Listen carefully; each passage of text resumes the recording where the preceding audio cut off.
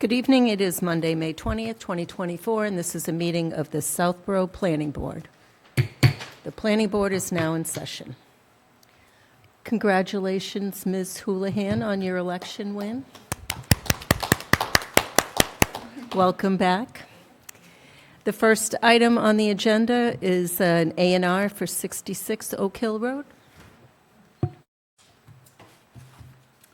So we received an application for an A&R for 66 Oak Hill Road from the applicant and owner of the property, Chad Shaheen, correct? And he's here this evening to answer any questions.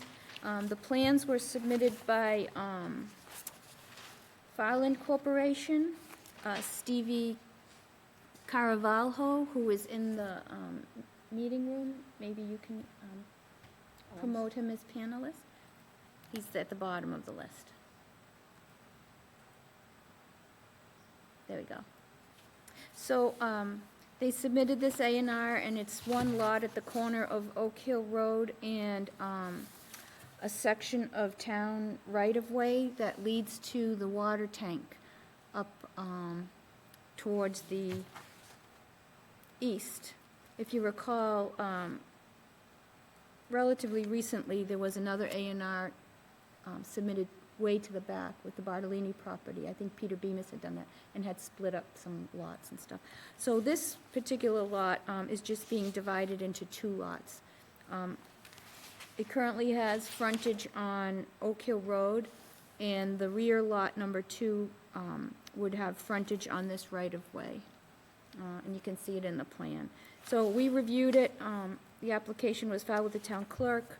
Revisions were made. I checked all the deed references, the scale, and everything appears to be in order. They added all the features that are above and below ground that are pertinent, like the wetlands on the back lot, the septic area, the paved driveways so you could see, and if there's any stone walls. So the number 66 is an existing house, and the lot to the rear is what would be created. Thank you, Karina. Welcome. Do you want to add anything, or did Karina cover it all? Yes, thank you all for your time. Thank you. Okay. Mr. Stein? So, Karina, have we done A&Rs on this right-of-way before, using that as frontage? Yes. Yes, as a matter of fact, in the Dropbox, I left 2 reference plans of the prior A&Rs along that. How long ago? Let me tell you. Hold on. I mean, I could look, but No, that's okay. I know where it is fast. thanks. Let me just take a quick peek.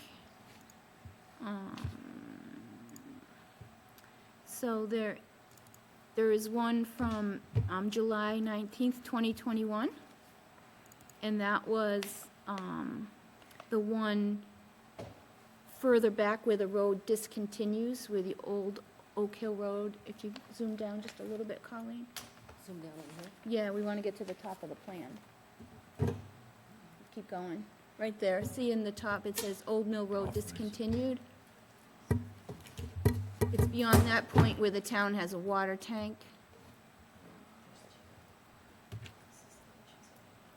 Okay, well, what year is the other one? I'll show you here. Okay, thanks. That's great. Okay, no more questions. Thanks a lot. Ms. Houlihan? No questions, thanks. Mr. Maria? I have no questions, thank you. Ms. Braccio? I have no questions either, thank you. Does the town maintain that right-of-way?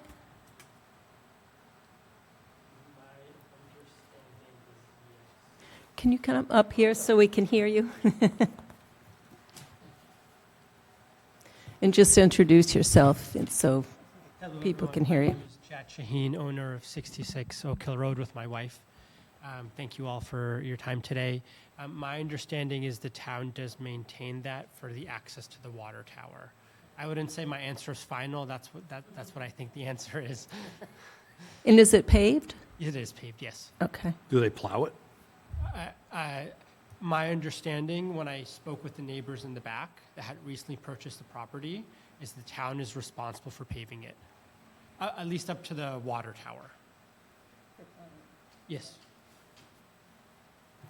Yeah, I have no more questions.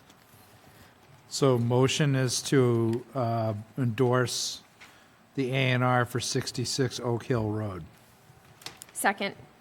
I have a motion and a second. Any further discussion? Seeing none, all in favor. Latrell, yes? Stein, yes? Houlihan, yes. Demiria, yes. Brascio, yes. Thank you. Thank you, guys. Have a wonderful evening. Thank you so much. So Jed, the planning board will sign the plans tonight, and we'll let you know tomorrow or the next day when everything's in order so that you can pick up the Mylar. Because your engineer or you will have to record it if you're going to move forward with that division. Thank you guys so much. Oh, you're very welcome. Okay. The next item on the agenda is a discussion item, MBTA Communities, Multifamily Zoning, Mass General Law 40A, Section 3A, Multifamily Zoning by Right.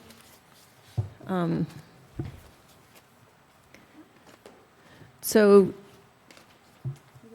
I was thinking, well, first of all, to prepare for the mapping session on June 3rd and ask, so Colleen and I had gone through the half-mile area, and I ran all the lots through the compliance model, and we marked any of the zoning non-compliant lots. And also, there's a spreadsheet that has all the unit capacity listed. So I was wondering if you thought a map like that would be helpful for the mapping session, but would have like the acreage on it and have the unit capacity on it, so you could tell pretty quickly whether it's a compliant zone. Mr. Stein. I need to look at the map. Oh, you have it in your packet. Oh, well, that would help. I was trying to pull it up on the Dropbox. So this is it right here? So there, Yes. so there are two of them. This one, if you zoom in, it has the lot sizes. I was unable to do that when I zoomed. I couldn't get the PDF to show the whole map. So this has the lot sizes, that does not. So are all like the Orange are non-compliant. orange ones are non-compliant? Yeah, they're Wow. under 25,000 square feet. Well, thank you for putting in the time to do this. It's obviously very helpful in that it provides a lot of clarity. Unfortunately, it seems like there's not much, it's like half the area. So what are we left with? Like the whole thing has to be part of the, I mean, I don't mean to be flippant about it, but So, so you can use non-compliant lots, they just don't count towards your unit for the capacity. purpose of contiguousness. Right, or land area. So I think it's possible, like I ran a couple of things that did comply. So I think it's possible to do, but definitely there are limited options.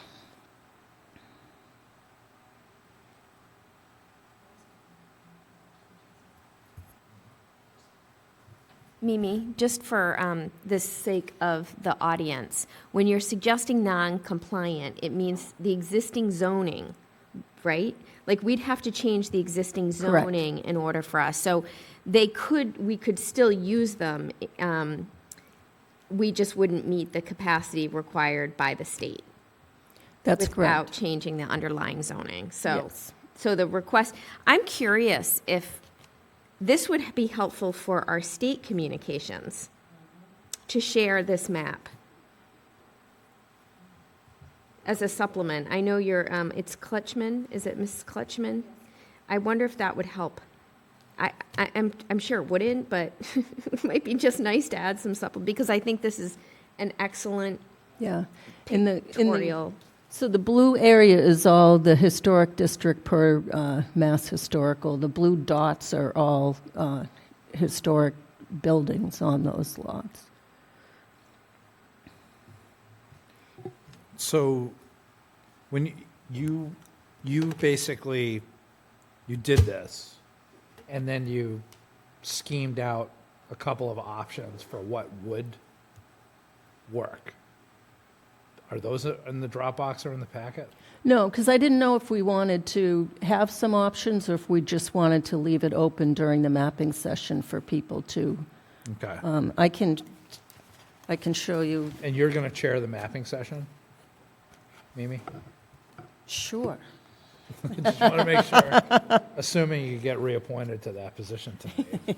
Because I am making an assumption, but. That's not on the agenda tonight, it's next time. We're not doing that? No, Oh, jeez. we forgot in all the, Okay. Okay, so therefore you definitely are chairing the mapping session.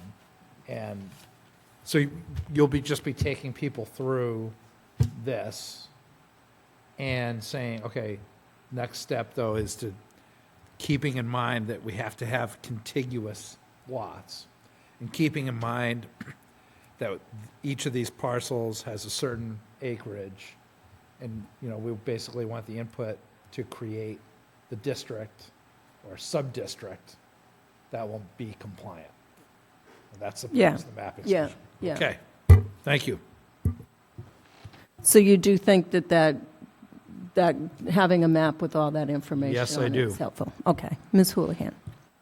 Yeah, so thank you so very much for doing this because I think it's very illuminating, particularly the historic district and the historic buildings, as we clarified in our rubric.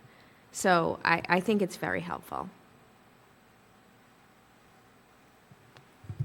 Mr. Maria? No, I think it's great. It represents really a lot of work. I think it shows something, and if it's okay, I'd like to just point out,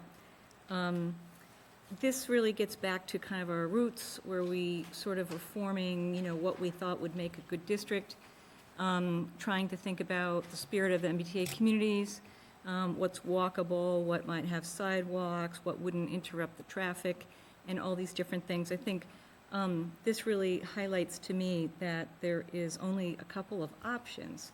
And I wonder if we would, you know, instead of starting completely clean, if we want to give a couple of options. I mean, I think either we, you know, put the zone down along, you know, along the southern portion, just sort of creeps all the way down the road. And if it's okay, I might mention that we can see it right on the map, that there's one neighborhood that could accommodate the entire 10 acres, and that's Blendon Woods. I had done some work, and I just want to mention that I calculate 11 parcels. It looks like maybe it's more. You can see that there's no historic homes. There's no change to the underlying zoning because all the properties are greater than 25,000 square feet, so they're all Res B. So that's one of our pillars, is we don't want to change any underlying zoning. There's no real impact to neighborhood traffic because the traffic exits onto Southville Road, and it's super walkable. It's only 1,700 feet from the train station and has sidewalks. So I think that that's a very viable location. Of course, we want to hear from the neighbors, especially the ones that live right there. But also, these are really large lots and not likely to be buildable, I think. You know, if we're thinking about the 20-year plan, you know, I think possibly, but. So I think there's really only two choices, as far as I can tell, but I'm open to hearing others. But I think it would be beneficial to kind of give sort of a visual, because I feel like if you give somebody the map and say, start from square one, we're going to end up with a lot of data that we had like the first time, which was good for the first time, because we heard a lot of things. But I think now we're getting down to the wire. I think that our public is demanding a little bit more from us to say, well, you tell us where you think it could work, A, B, C, D, and we'll pick it. So that's kind of how I'm thinking about things. I'd like to kind of go in that direction. Ms. Brascio? Thank you. Mimi, thank you for doing this.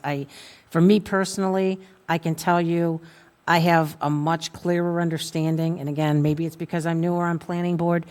This paints a true picture. And I think similarly to what Deb said, I mean, there's really only 4 or 5 options realistically. And I think if this is on the table, I don't see people choosing lots that are clearly non-conforming. I think that this creates a picture of, what's available. And I think it also shows the trouble that that zone has in trying to meet the requirements. And as Marnie said, I think this is important to go to, Ms. Clutchman? Again, this is a true picture. This isn't us trying to get out of doing something. This is us being restrained on what we can do in that area for a variety of reasons. So thank you for doing this, Mimi.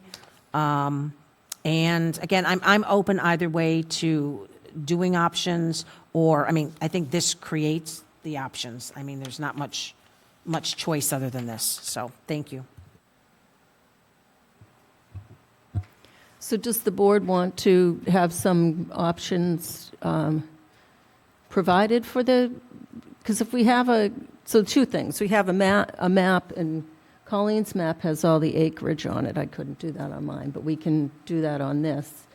And we can put all the unit capacities on it, so it's very clear what, would and wouldn't be compliant. And we could have some compliant zones as examples, or to see what the feedback is on those, or... Yeah, I was thinking along the lines of examples, just Okay. for illustrative purposes. I think examples help. I think very clearly, like, we also struggled with the mapping sessions, right? Because you do get so many variety of different suggestions. So while I like the examples, I don't know if those examples also, maybe the people who attend can say whether or not they become their options. Which I guess they could, right? Like, if we did say the Blendon Woods area, that meets the 10-acre requirement, and that's going to be the choice. I just think we also, I know it's not the conversation today what the plan is for the 3rd, but having a clear directive out of what actually happens out of that mapping session. So, just so that you're all aware, so we don't have a meeting between the 3rd and when we need to send it in. So, in my mind, it would be better to have options there that maybe could be voted on so we can send it out. Otherwise, we'll have a special meeting for something. Well, we have a meeting on the 17th. Do we? Yep. Yeah. Oh, okay. And you mean sending it out for the 90-day? Yes, that's what I mean. Does it meet the requirements? Yeah. And they need the 90 days, and then I've seen other towns that have gotten back letters that have 1, 2, 3, 4, fix those, you're good. When are we starting the public hearings before fall town meeting? After we get a zone for the station area. I think So immediately after we arrive at so assuming we have a productive mapping session June 17th, we would ratify the results and then start the public hearings on July 22nd? Well, we have the mapping sessions on the 3rd. Yep. So, yeah, hopefully we can decide on the 17th. Yeah, And first public hearing is July 22nd? yeah. Okay. Yeah, we would just need time to advertise that, the 2 weeks before the meeting. I think that's I think that will work. plenty of time, yeah. It's usually 3.5 week, or 3-week timeframe. So that's the beginning of July. Yeah, so we're good. We should be good. Okay. Did you have anything else on MBTA? Let me check here really quickly. So we received an email from Mr. Paul Carter at 6 Hillside Ave regarding an article in the Boston Globe. Hopefully you all had a chance to see that. If not, it's in your email. We received an email from resident Anita Reeder, 4 Blendon Woods Drive, with comments in support of the mapping session for the station area and they would like to be able to attend and appreciate the opportunity for the June 3rd session. And they said having some documentation beforehand would be very beneficial to preparing for the mapping session. And again, that was resident at 4 Blendon Woods. We had received some input from Andrew Pfaff on different scenarios that were in an email previously for planning board to review. Then,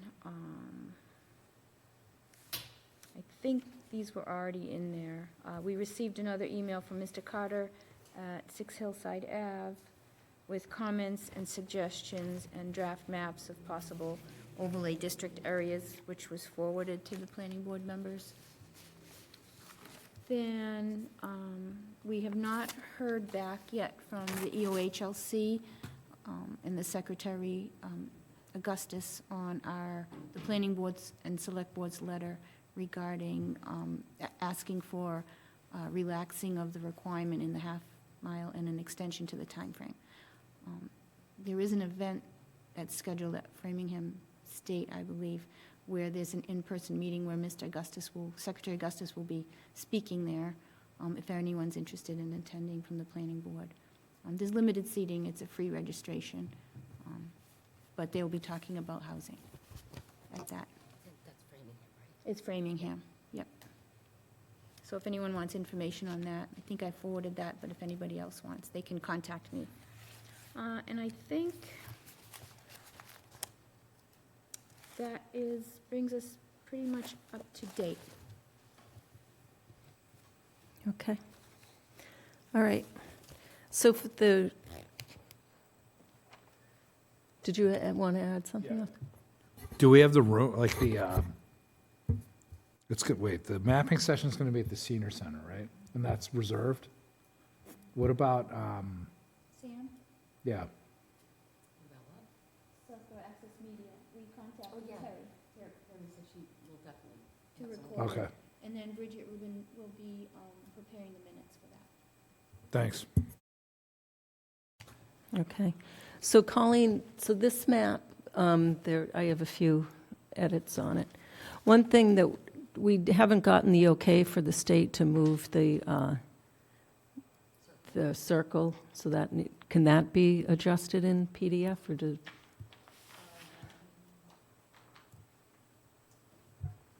Yeah, I think this one I started though. Yeah, I can adjust this one. Okay. So I'll send you because there are some non-compliant lots that aren't showing here.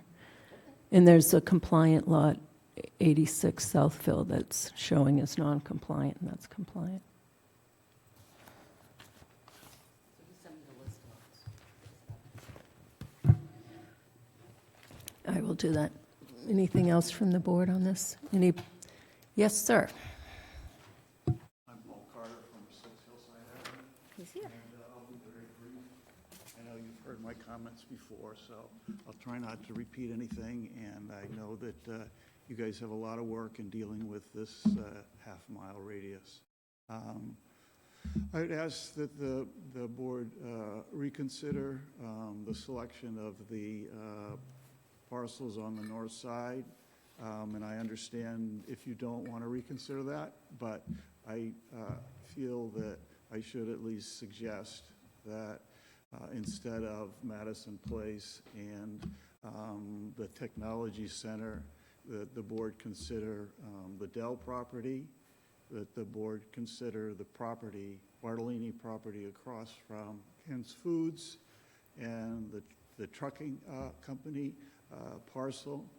I say I understand if the board doesn't want to do that because in light of the Boston Globe article, I think it's very clear that the majority of the communities are taking the same approach that Southborough is probably going to be taking, which is to select parcels that are already fully developed as a way of getting around the law. The second thing, and I know what the board is thinking and where you're planning to go and the selectmen are planning to go, and it's totally understandable because that's what all the other towns are doing. The other thing, just brief suggestion is, in terms of, as you know, I'm an engineer and I've done a lot of design projects. In thinking about the mapping session, board might consider, normally what you would do in a situation like this is show the existing conditions, and this map, I think, is great existing conditions, and then talk about what the constraints, what the issues are with the design here. In this case, it's a design for a district, and then present 3 alternatives, and present the advantages or disadvantages of each alternative, and then the board, and the board has a lot of design work to do to come up with 3 alternatives, then decide whether the board wants to have a recommended alternative, and these are other alternatives. But I think that that's a logical and a tried and true way of moving forward with a design project. So just my 2 cents, not trying to tell you guys what to do. It's just a suggestion to provide some real structure to the workshop. Thank you for listening. Thank you, Paul. I would just note that the headline in the print copy of the Globe article is much more salacious than the one on the online version. Yeah, meant to grab headlines, evidently. But I think that's the Globe was trying to make something out of nothing, because the state fully expected developed properties to be included in the zones, and they are. That's a loophole that they put in the law, and they obviously intended it because it's pretty obvious. Well, it's right in their compliance guidelines. For the purposes of compliance with Section 3A, multifamily zoning district should be a neighborhood-scale district, not a single development site on which the municipality is willing to permit a particular multifamily project. And also, nothing in Section 3A or these guidelines should be interpreted as a mandate to construct specified number of housing units, nor a housing unit production target. Demonstrating compliance with the minimum multifamily unit capacity requires only that the MBTA community show that the zoning allows multifamily housing as of right, and that a sufficient number of multifamily housing units could be added to or replace existing units and structures over time, even though such additions or replacements may be unlikely to occur soon. So it's not trying to get around the law. It's what was expected when they wrote it. Okay. I just make one or two just quick other comments. Yeah, I'm sorry. Mimi, before he does that, can I just add something too? Mr. Carter, I appreciate all your feedback and everything you've contributed to this discussion as well. But this isn't a planning board and a select board supporting something. There was a mapping session that over 100 people attended. So on the 2 parcels that you're questioning, whether we should come up with 3 additional options, just to be respectful to those that did come, that, those parcels were highly suggested by the public. So I want to have fairness to anyone that's listening that may have attended. I don't want them to think that, we are trying to lessen the input that they provided. Thank you. All right, thank you. So in light of Mimi, I'm thinking that what we're really talking about is what's happening in Cambridge, basically where 2 families or flats, what they're doing, developers are doing because they can, and it makes perfect sense, is they're tearing down the 2-family or whatever, and they're putting in 4 units or 5 units of condos or apartments. So it occurs to me that maybe that's what's going to be the result of this, is that's the kind of thing that would happen. The other thing is that I wish the MBTA would have allowed this to be done, towns to achieve these goals over time. I wish they would have allowed a phased or staged, for the town to be able to pick how many units, multifamily units, they can tolerate it any year and spread it over 5 or 10 years. That, I think, would make a lot more sense, would be a lot more palatable to the towns, and it would involve just saying, this is the cap for each year. Once it's filled, we're not going to allow for any more, and this is our total commitment over 10 years. So I respect, all I'm suggesting is that I want this to get approved at town meeting. I want this to, the board to be able to get through this. And just like anything with the abutters, it's very easy to just get sucked into the abutter thing and to not be able to make any progress. And we know that that can't happen. We can't allow it to happen. Thank you. Sure.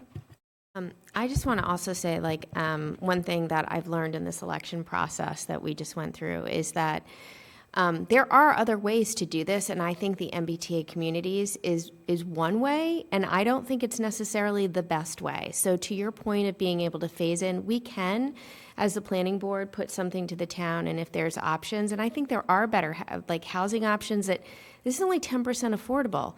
Like, that's actually not going to solve a lot of problems that this town has. So we can come forth and do something a little bit differently, and I think it puts, the impetus is on us to think about that, and I said I would think about that, and I think that there's opportunities in the Dell property, and how do we think about that? Is that different type of zoning there that we can put in place, and I think that's what we're trying to think about, too, holistically as a town. So I appreciate all of your work, all of your comments, everything that you sent. You've been a very strong advocator, and I appreciate that. And I know we're all in a difficult position. Yes, ma'am. Hi, Freddie Gillespie, 78 Southfield Road, in the half-mile district of the MBTA. And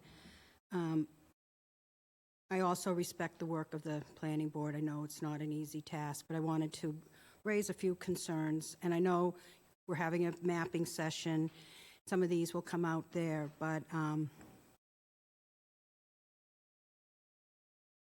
one thing that's been suggested by people who, in conversation, and no one's come forth with a proposal, is when you see these communities that are not passing it, and multiple ones recent weekend, what ability does the planning board have to reach out to every community that has not passed it yet, that's required to, and particularly the ones that have failed it, to work together to go to the state collectively?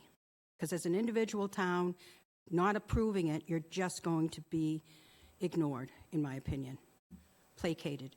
I think working in numbers, and as you just said, a phasing or something, some other proposal you can come forth with, because my understanding is that our state legislatures have not been responsive when people have reached out to them to discuss this.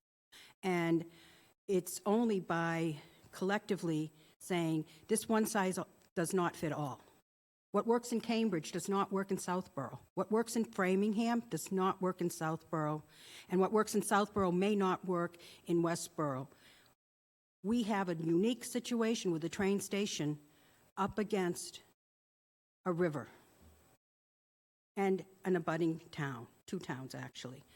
You know, so, and a historic little neighborhood and the most affordable section of Southborough that are going to unfairly bear the burden of this.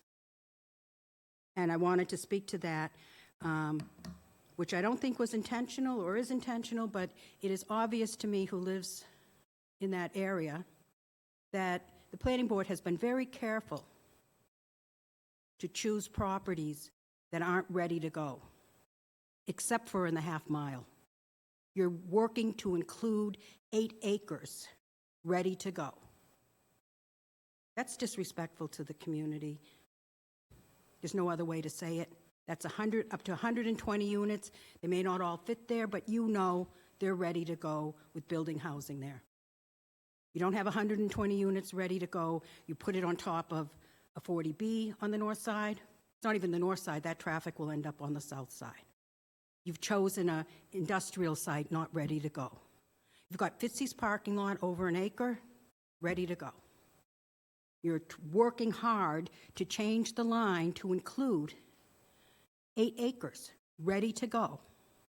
And there's probably more, right? And if I have the numbers wrong, correct me, but there's a for lease, for sale, and I know the property owner has met with staff of the planning board at least to discuss putting a 40B there or some sort of housing. I may be wrong on that, but, you know, that's what I've heard, and that's what feels hard in a section of town that has never been really treated well.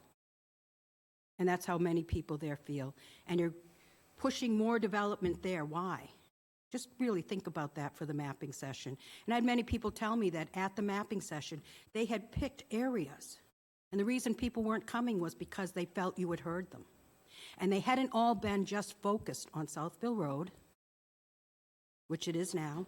All the traffic is coming to a certain section of that town. I think you need to be really careful about the message you're sending to that neighborhood, and my neighbors.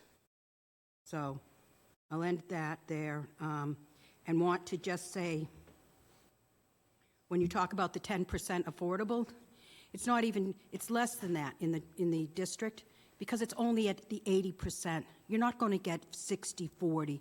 And it's going to be another topic, but, you know, we have an opportunity to work towards a real affordable project in the future. It's another agenda item.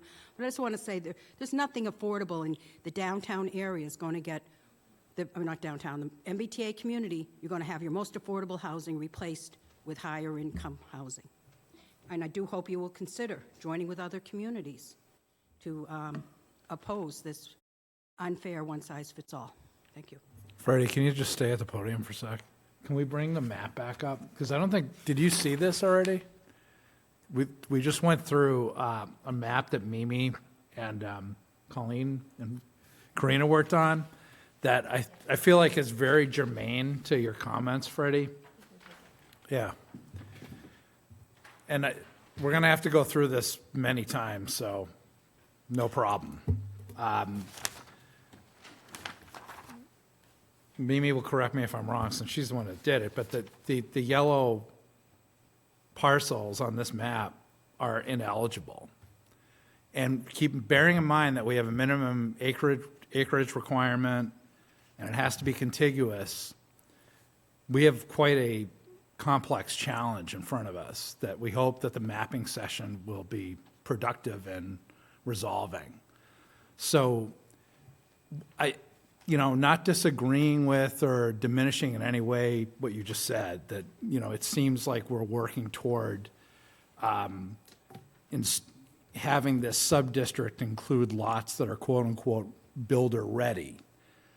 However, in the context of the law, which is that it has to be contiguous, and that we have a substantial portion of this sub-district area that is ineligible, we're going to have to put something to, well, let me put it another way. If we're doing our job as a planning board and preparing for a vote at fall town meeting with a district, then we have to have something. Does that make sense? Correct. Okay. But, if I may, some of the ineligible are choices of the planning board that make them ineligible, and the choice to move to non-eligible land to shift the boundary is a planning board choice. Deed restricted properties are not ineligible by the law, from my understanding. So that's one. Why not shift it further north? Why not shift it further west? You're going to lots that are builder ready. That's my point. And I don't hear the conversation about, hey, let's shift it further north. Let's try to shift it further west. So Freddie, to be clear, we've thrown out different options and looked at different things. We have nothing right now. And the shift to the east was a request to the state, which we haven't heard back on. So the shift is, we haven't done that. These are the board at the and I think it was agreed upon from the neighborhood, wanted to keep the underlying zoning, which is residential B. And all those lots in orange or yellow don't comply with residential B. It has nothing to do with the deed restriction. Okay. I wasn't aware of that. They didn't comply for other reasons. But again, That's the only reason. okay. But again, the request is only to shift it east, not to shift it north, where you could get more compliant lots, not to shift it west, just saying, right? And obviously, I live next to that, but, you know, there was talk about wanting to save our industrial land.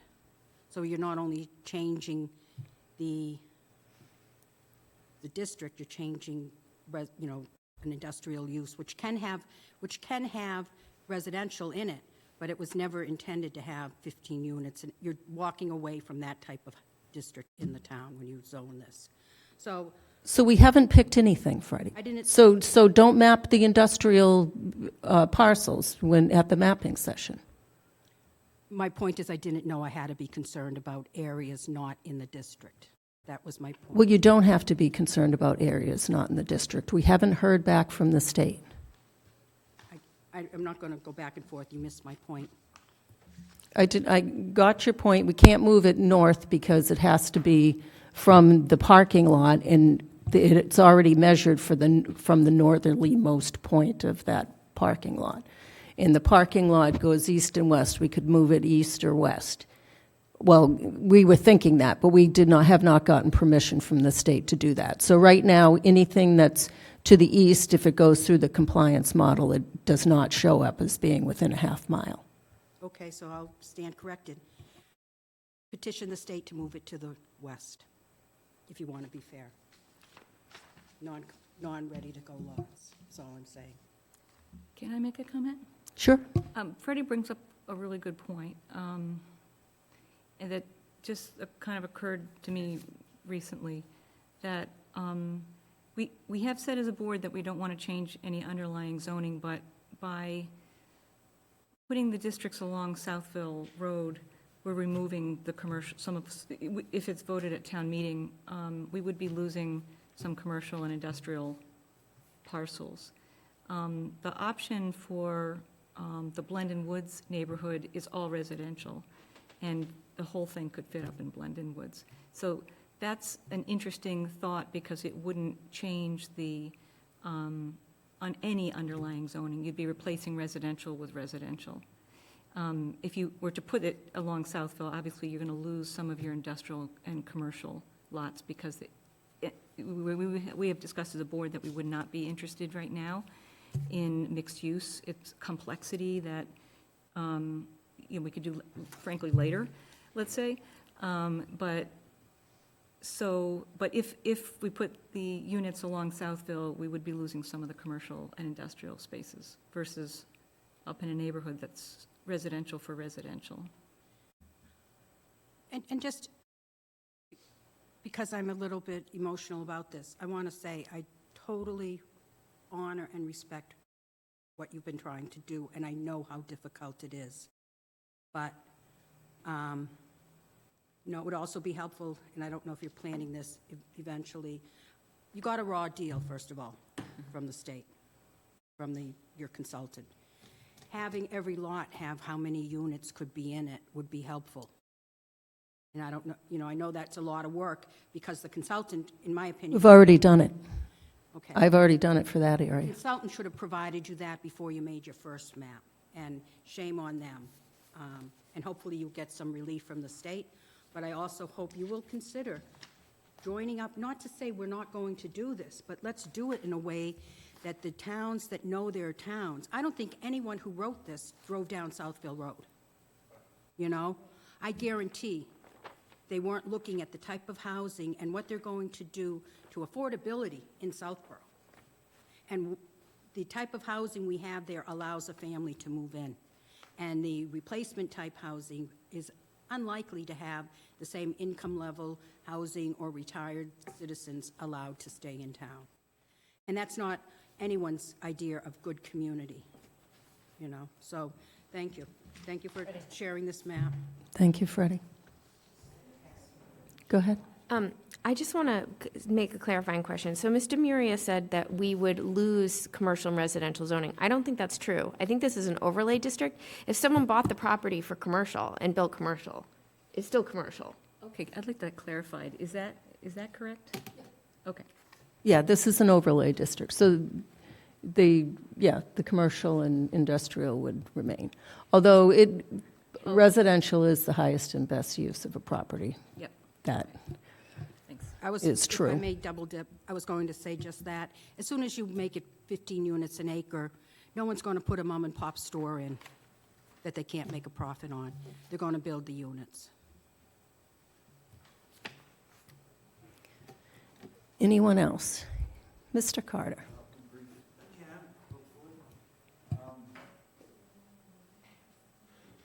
Paul Carter, 6 Hillside Avenue. Just a question and clarification. My understanding is that historical property are not excluded. And I guess that's my main question of clarification. So, I mean, from looking at the map, it looks like we're excluding the middle, but I don't think we should be excluding the historical district or any historical property, because my reading of the regulation is historical isn't excluded. You're correct, that it's not in the regulation. That was the request of the neighborhood, to respect the historic properties down there. Yeah, it limits you quite a bit. Anyone else? Anyone online? Sure. 6 attendees, no hands raised. George Bonan, Ferris Development Group, 118 Turnpike. In anticipation for the mapping session that's coming up, can the public still submit parcels that probably haven't been considered yet? So the mapping session is for within a half mile of the train station? Will there be one in the event the board considers properties or parcels outside the half-mile radius? Or at this point, are we not considering? So we already had those?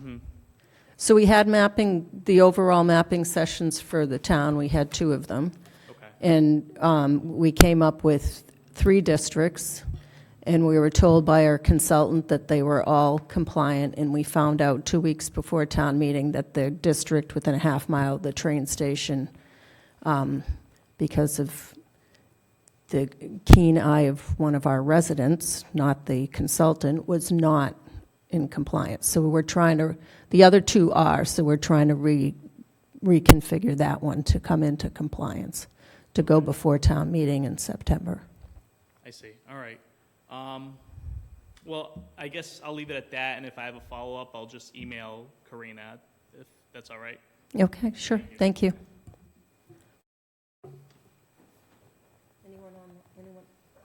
Anyone online? No? Marnie, would you like a copy of the map for your records? Anyone else? Anything else on that? Okay. Let's move on. Just quickly, is the map available online or for others to have? Yeah, so we just wanted to run it by the board first, and it will be available online. I just love maps. What can I Well, I think it's in the packet. It's in the meeting packet for this evening with the agenda, yeah. I believe it's there. If not, we can get you a PDF. Thank you. Colleen will put it, I think it's up. Okay. We moving on, going. Next item on the agenda, discussion item, Chapter 61A Properties, Northborough Road, right of first refusal. I think this is you, Ms. Gillespie?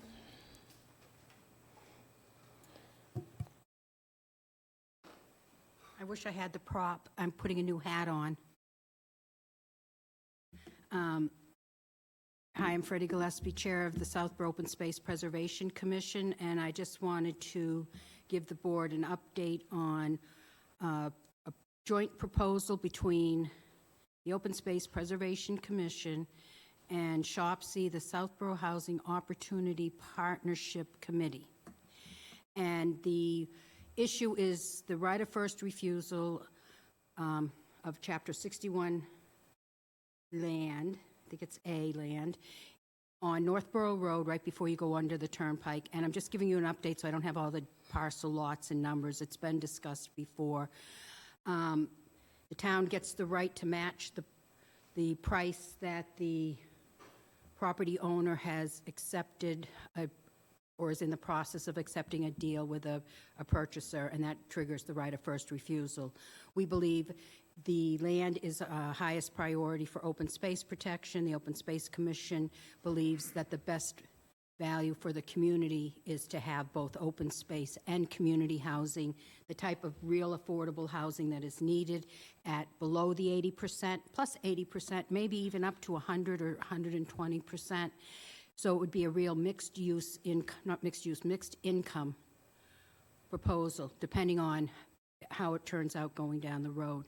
This would require a lot of work to make it feasible. I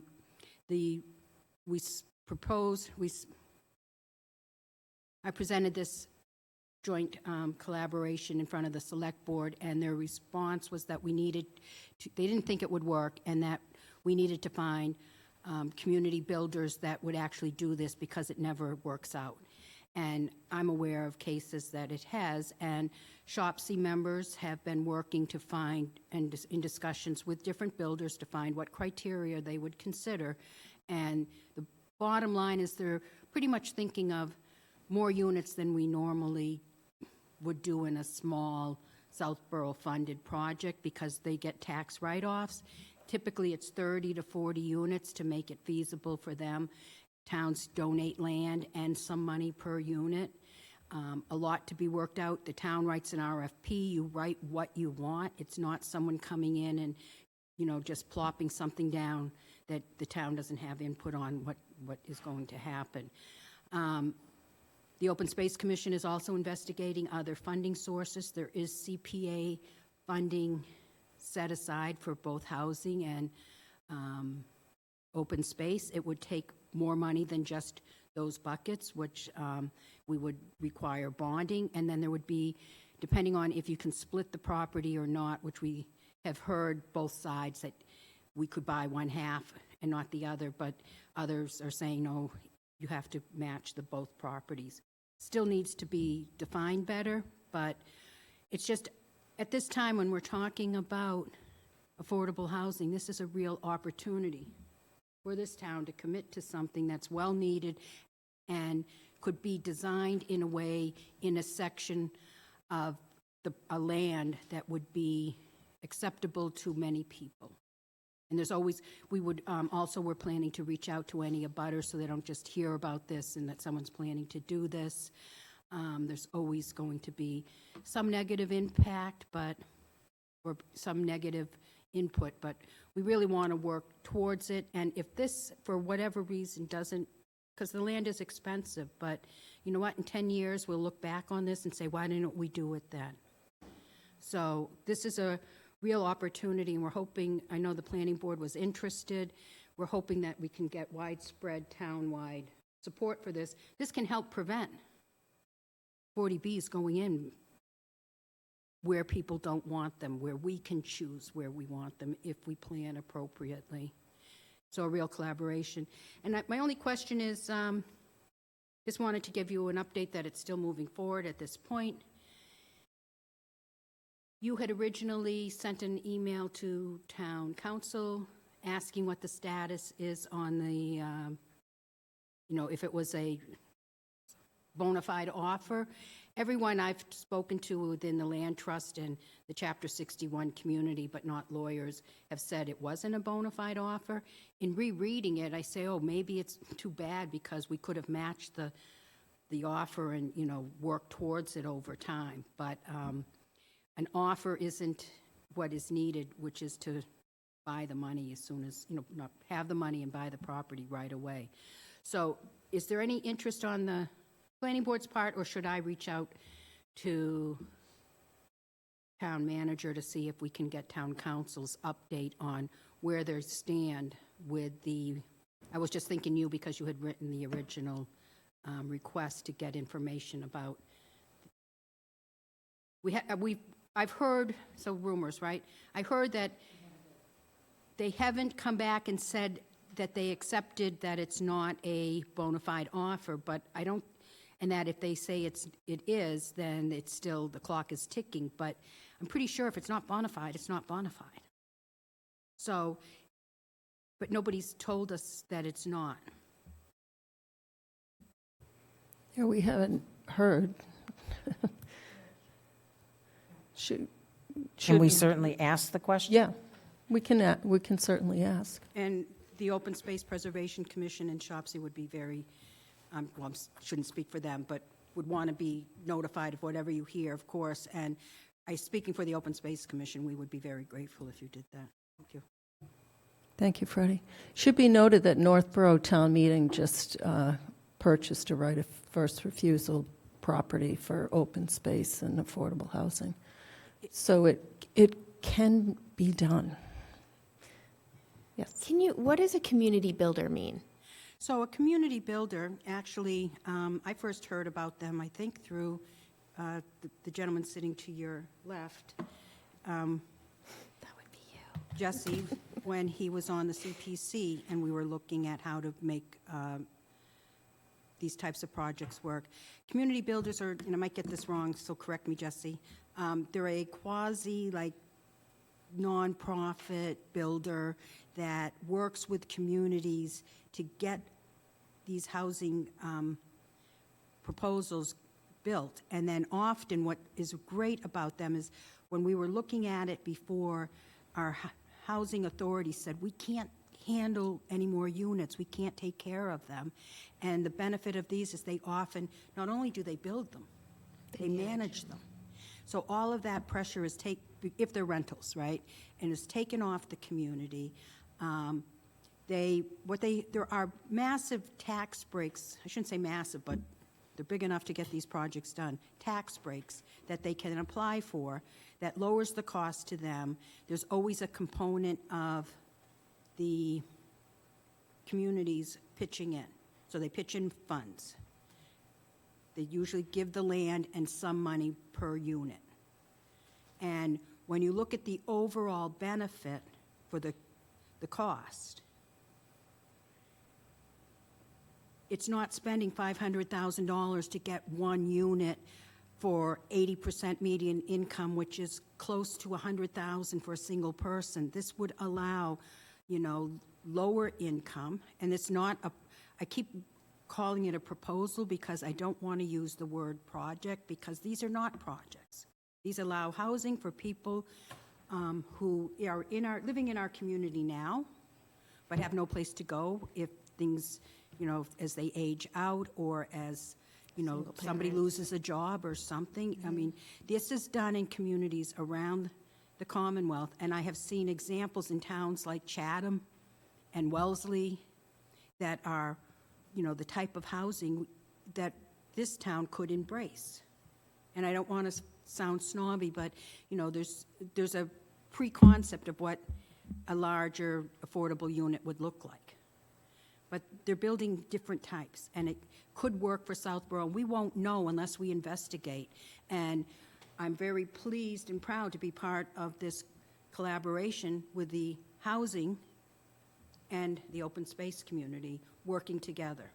So, Thanks. Mimi, can I add something? So just to kind of piggyback a little bit on what Freddie's saying for anybody from the public that might be listening here tonight, just to stress a couple of points. When you look at the affordable housing projects that go into town, it's at an 80% AMI, which is the median income. And Freddie is correct. It's between $80,000 and $100,000. So the people, that's not diversity and that's not equity in housing. When you look at your firefighters, your teachers that make under this amount and don't qualify, how is that diversity? How is that equity? How is that not allowing people that have so much more to give to our community an opportunity to be able to be here? I think we have a great opportunity here, and it's great. One unit here, one unit there is good because it does help somebody. But when we have an opportunity, 30 plus units to truly help the mom that's working in a grocery store that can't afford for her kids to live in a town like Southborough, and that's all she wants is what's best for them. And we have an opportunity to invest and to provide this is something I think it's shameful that we don't explore fully. So, thank you. Thank you, Freddie, for all you're doing. Well, you're welcome. Can I follow up on, there is nothing wrong with 80% median income. It's more affordable.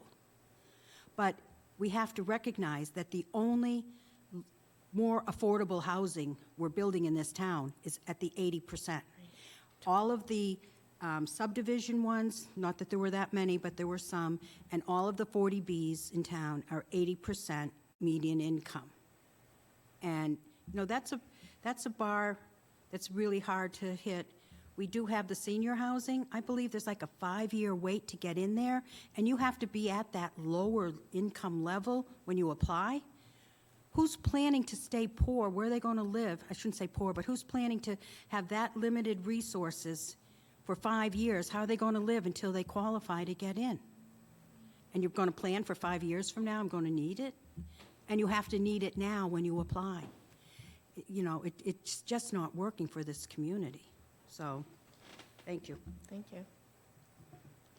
Thank you. So, Freddie, other than a letter requesting a status update to ask town administrator if we can ask town council, is there another ask? Yes, why don't, would you take a vote to say you support this concept of this idea and for the work we're doing to move forward? Sure. Thank you. So moved. Do I have to second it? Yeah. A second. Can someone not on the board make a motion? Oh, Oh. good point. Sorry, I retract that. The motion is that the planning board support in concept the collaboration of SHOPC, Open Space Commission, and was there another one? Just preservation and And CPC in the pursuit of purchasing via right of first refusal, Chapter 61A property at Northborough Road. Second. I have a motion and a second. Any discussion? I have one thing. Yes. If we're writing a letter, if we could just, this is a letter to the select board, is that correct? Or just a vote? Just a I would vote. love to send a letter because this hits several items, goals and recommendations on the master plan. The master plan is for the next generation, and I think that this really shows what collaboration can work, which has been very difficult, and that was a big emphasis on the master plan that you led. And also, these are big goals that we hardly have the opportunity to make them come to fruition. And so they're there, they're not for us to debate whether we should have affordable housing or whether we should have open space. The master plan committee has already agreed on their goals, and we can hit these goals and recommendations. So I would really like to write a letter, even to the select board, to show them the movement that's afoot, which is really wonderful, and also the support from this board and that we're meeting our we would be, potentially, we would like to meet our master plan goals. I kind of need to make a correction. It's the Open Space Preservation Commission and SHOPC. I was adding the preservation into the Open Space Commission's name. I wasn't trying to imply that the CPC is Okay, yep, strike CPC from the motion, please. not, they're supportive, but they're not part Okay. of the collaboration. We got it. Until we Okay. submit an application. So, thank you. Can I sit down now? Yeah, and I'll ask you another question the minute you sit down. No, go ahead. So do we amend to add that to a letter and a vote?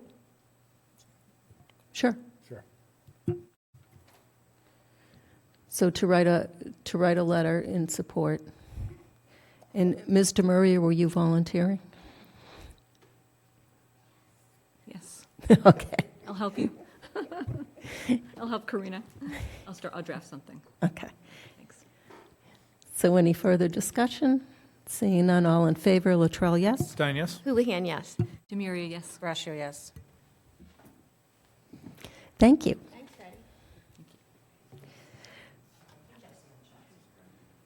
So I just want to circle back to MBTA, just on the administration of the mapping session. So we're going to do it the same way with the tables and the big maps and have all the information on the maps?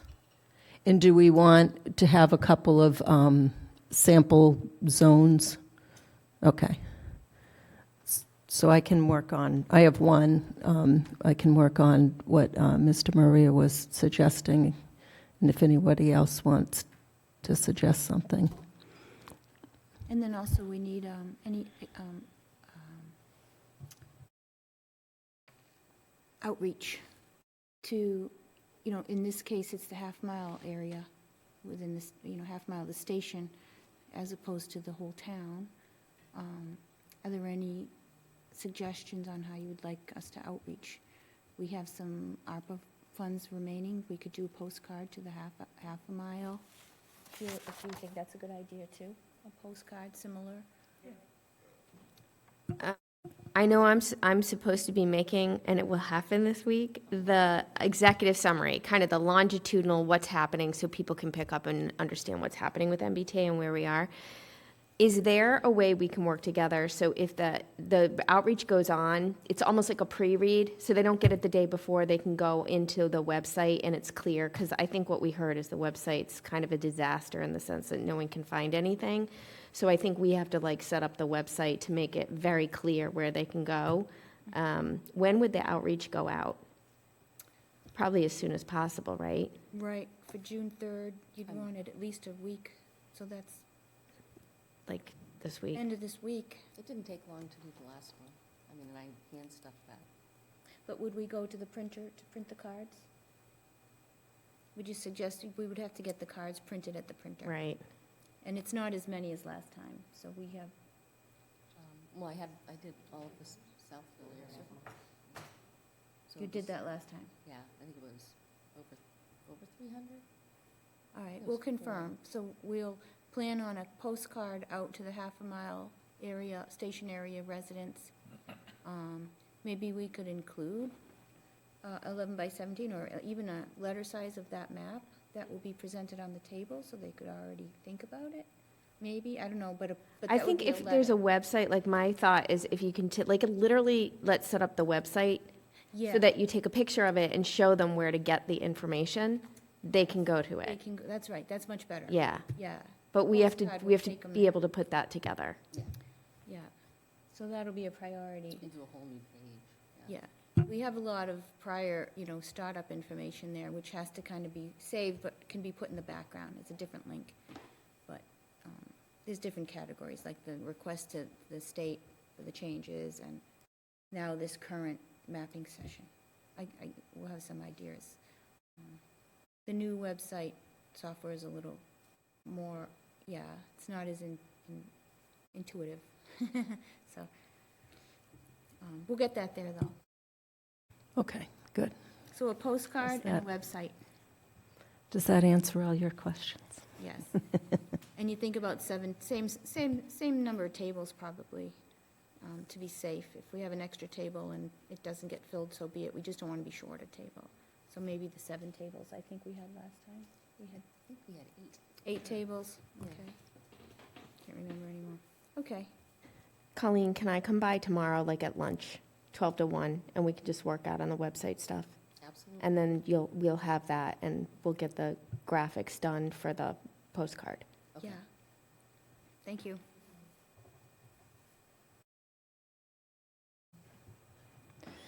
Okay. The next item on the agenda, discussion item, residents at Park Central 40B. I don't think there's anything new on this. It's before the ZBA on July 17th, 2024, to report back on what's going on court. I think we just leave it on here in case there's any update on it. Yeah. Nothing new. Any question or comment on that?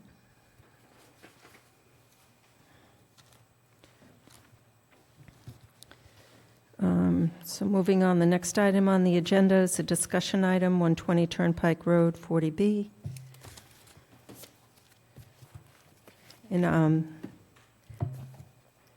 in your packet was a letter that we received from, well, Jesse and I received from Mr. Ferris suggesting a meeting between us, Ms. Cook, Mr. Dennington, and Mr. Williams.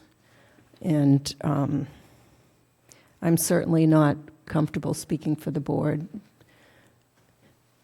And so I shared that letter. My thought is if that is what they, that Mr. Ferris would like to move forward with, then he needs to file a modification to the site plan. Yes.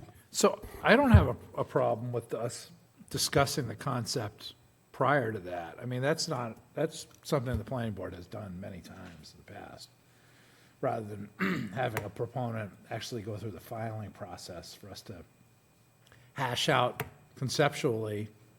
Is that what you're here for, sir? I wasn't sure what was to be discussed today, as the agenda just Okay. stated 120. Are you- But this is what I expected, so yeah. Are you familiar with the correspondence from I am. Mr. Ferris? Yes. Okay, do you want to step to them?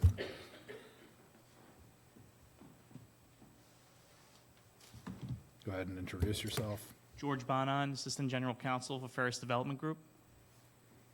So do you want to take us through this?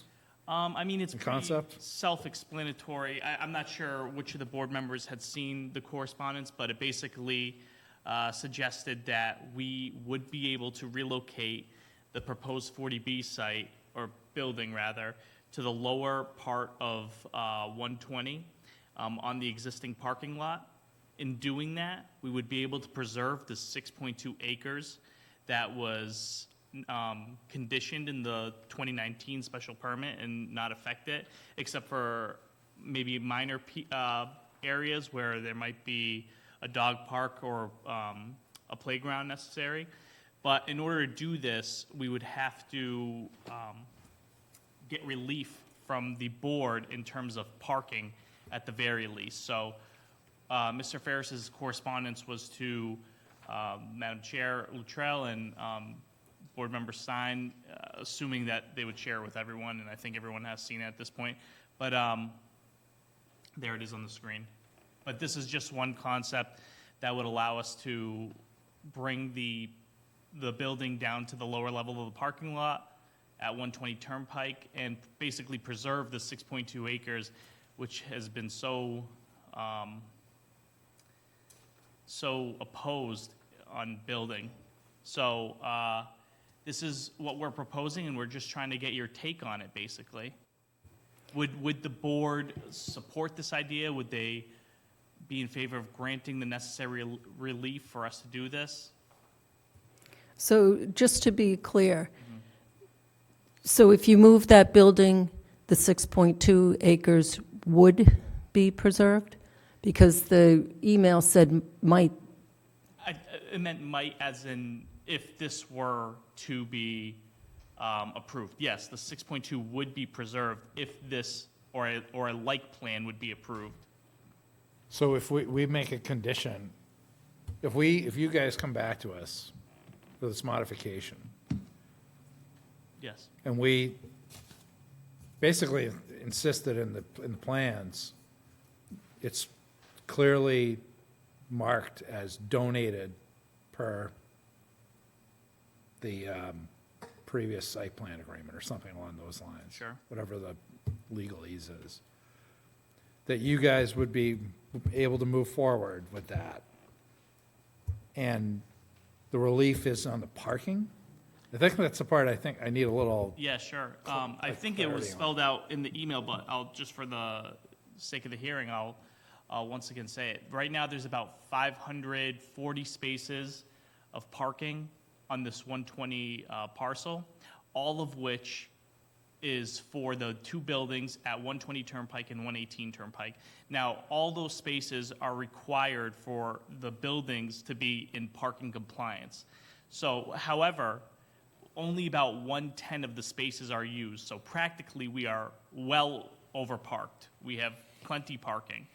We want to bring the proposed 40B building down to the lower level parking lot and have a shared parking concept, which would dedicate parking to both office buildings and the 40B site. So what happens though, I mean, you guys must have some vacancy in the commercial space, and that's why the parking isn't being There's used. some vacancy in the 118 building. I think we're about 30 to 40% occupied.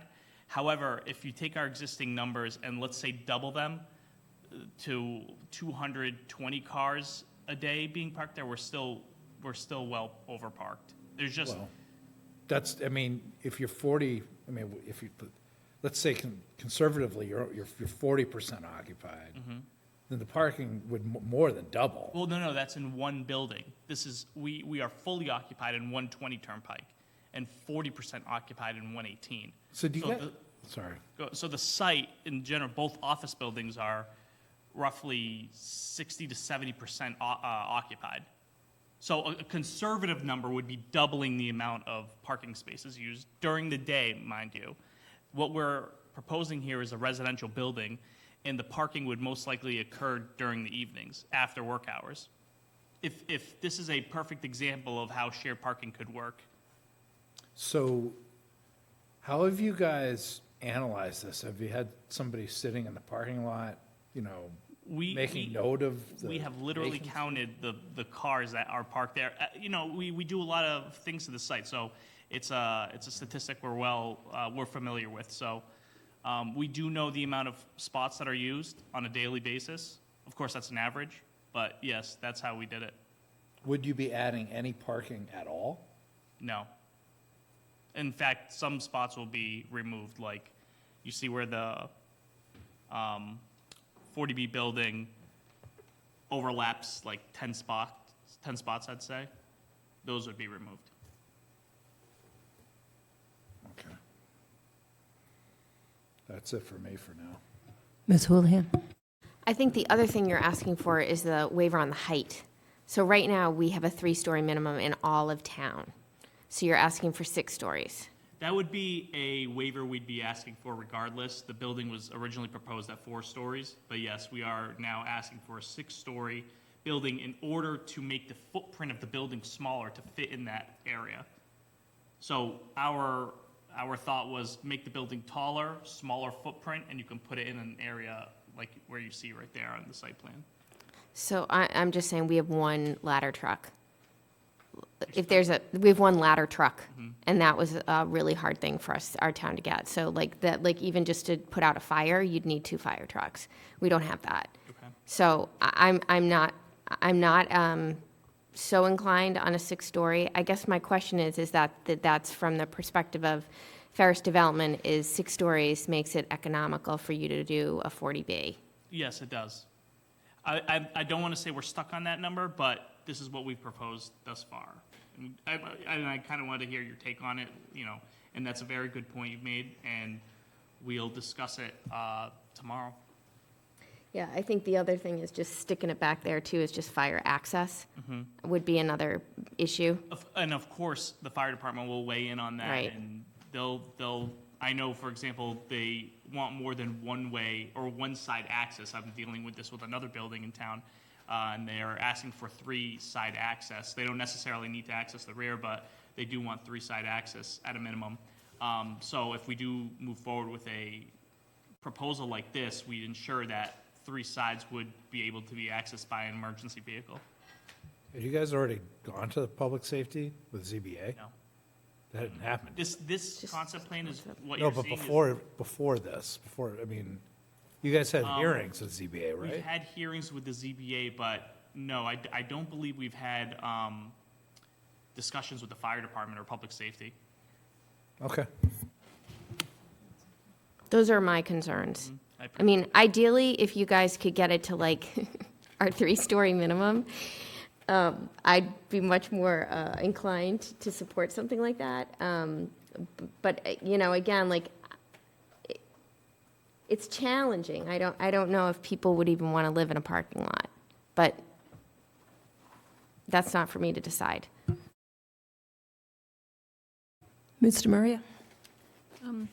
How are you thinking about the land donation? Well, we would, if, it would be a condition, I'm assuming, like the 2019 permit, except it would be followed through this time. That's basically it. And the select board would have to make motions to accept it, and we would follow procedure and ensure that it is donated. So I think we need to subdivide the lot. Is that correct? Or Karina, can you help me understand? So we would need subdivision control here. You're saying you would need to subdivide the lot in order for the approval of this 40B, not necessarily for the 40B itself. Not related to the 40B. Okay. The donation of the parcel either, I believe it would have to be an A&R, but you don't have access, so I think that you would have to subdivide the lot. So I just want to make sure I'm correct about this, because there's not going to be any access or anything. So there would have to be a parcel for the 40B. Yes. And the donated land could be A&R'd because it's being combined with the Breakneck Hill Conservation Land, which has frontage. Oh, so it's two applications? The A&R, first it gets removed from 118, 120, and then it gets added to Breakneck? Well, so they could A&R that and say this parcel is joining the other parts. We've done those A&Rs before. Okay, so I'm just wondering if it's coming back to the planning board. So if it's the A&R, we've heard town council say that. So that would be part of the modification of the site plan, I believe. I would Okay. assume we could do it all at one time. I see. So you would come back with an A&R for the land to be conveyed to the town. And then I would imagine there would be a modification required for the remaining site of 118, 120, not only for the donation of the open space area, but also for the property or the portion of the property that would be the 40B locus, would be removed from the original site Correct. plan. That would be a modified site plan. And I think that modification, if I'm not wrong, the 40B parcel being parsed out would be under the ZBA as part of the 40B for that locus. But the part where you convey this approximate 6.2 acres, I don't know if it's the same, but it would, It wouldn't be the same, as you can see. Right. We still would need some of that area to create a dog park and a playground for, Yeah. but they would be open space amenities, and you They're not- also pushed the line forward too, right? The line used to be back here somewhere, right? Yes, yes. So you moved, the hatched area is, but you wouldn't be including this. So you need a modification to the old site plan for removing this open space from that site plan. Yes, And then also because the 40B piece would be out, away from, removed from this site plan as well, even though it's on the parking lot. yeah. You would I A&R mean, that under in the general, ZBA. We're going to be submitting modified site plans to reflect our new design and concept. Yeah, Along with it, most likely, a conditional A&R subdividing the 6.2 acres that you see on this concept plan. conditional on the Conditional, 40B approval. yes, on the approval of 40B. That's the reason we're doing this. Do you know how much smaller that area is now without the dog park? Do you have a sense? Is it 5 acres now? Is it under 6 acres? I don't. Is it equal? I'm not sure. I don't want to commit to a number and give any Okay, so misrepresent. you just don't, it's not No, on I'm the not- plan? I I'm just didn't unsure. see the No. plan. This is just this is a very preliminary concept plan. And this pond is a protected resource, right? It's a, Correct. Yep. okay. And then this is your septic system Yes. Part of it's the a- septic. Well, a sand filter. for septic? Yes, Not for stormwater? correct. Right.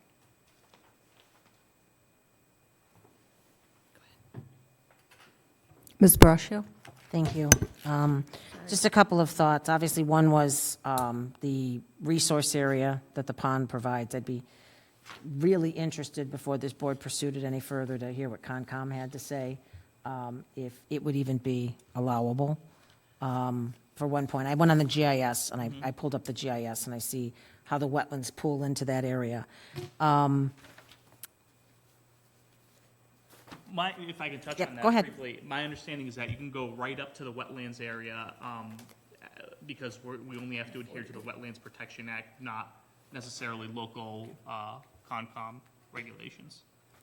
Okay. So that would be allowable. Okay. Next, I would be really curious.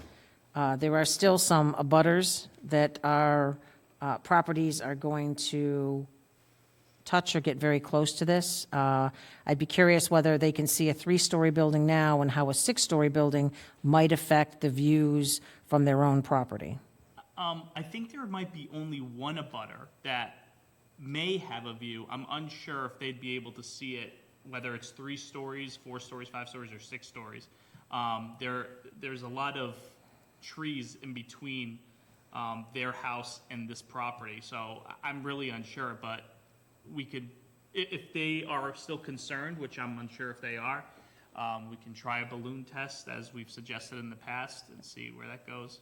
Okay. And then lastly, I don't know if doing a 6-story building is going to create a precedent going forward for any future 40Bs that may come into town, because if you allow one, I mean, again, I don't know, but these are just some of my concerns on doing this. It's not saying I'm against continuing a discussion on this, but I think that there's just a lot of questions, more so than personally I can give you tonight, but I'm certainly interested in exploring this further. Of course, and I, just to touch on the precedent topic, I think most boards and board members would agree that nothing that's ever approved sets precedent at this level.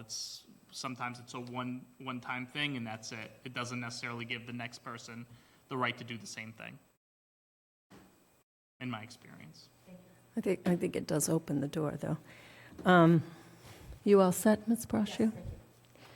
So, thank you very much. I think that the preservation of the 6.2 acres is very important, and the willingness to rethink the project, I really appreciate. Just wondering, the parking garage was over on the other side, Correct. and it was in a 315 and a half by 148 footprint, as opposed to 76 by 180. If it was a Much larger. yeah, so it wouldn't need to be 6 stories, I don't think. If possibly, and we did do that, we've toyed with the idea of putting it on the left side of the property, and we kind of did a overlay of the proposed building versus what the parking garage would have been, and the parking garage was much bigger, you're right. But we found the best use of the property would be to put that proposed 40B on the right side. That way you would be able to keep all that existing parking. Don't forget, the parking garage was for parking, so it was replacing the lost parking with added parking. We're not doing the same thing here. So in order to keep and maintain the parking levels at what they are, we wanted to put it on the right side of the parcel. Oh, okay. And so the access to that building would just be through the parking lot? Correct. There would obviously be access easements granted, and yes, exactly. And so you can get cars going in both directions through the parking lot? On the far left side, there would be an access road, and if this needs more attention, which it sounds like it may, we would create access roads where needed in order to access the 40B site. Okay. Or access easements. If we can do it by keeping the parking, we'd preferably do that. Yeah, I'd like to see, a compromise proposal move forward. Yes, ma'am. Freddie Gillespie, Chair of the Open Space Preservation Commission.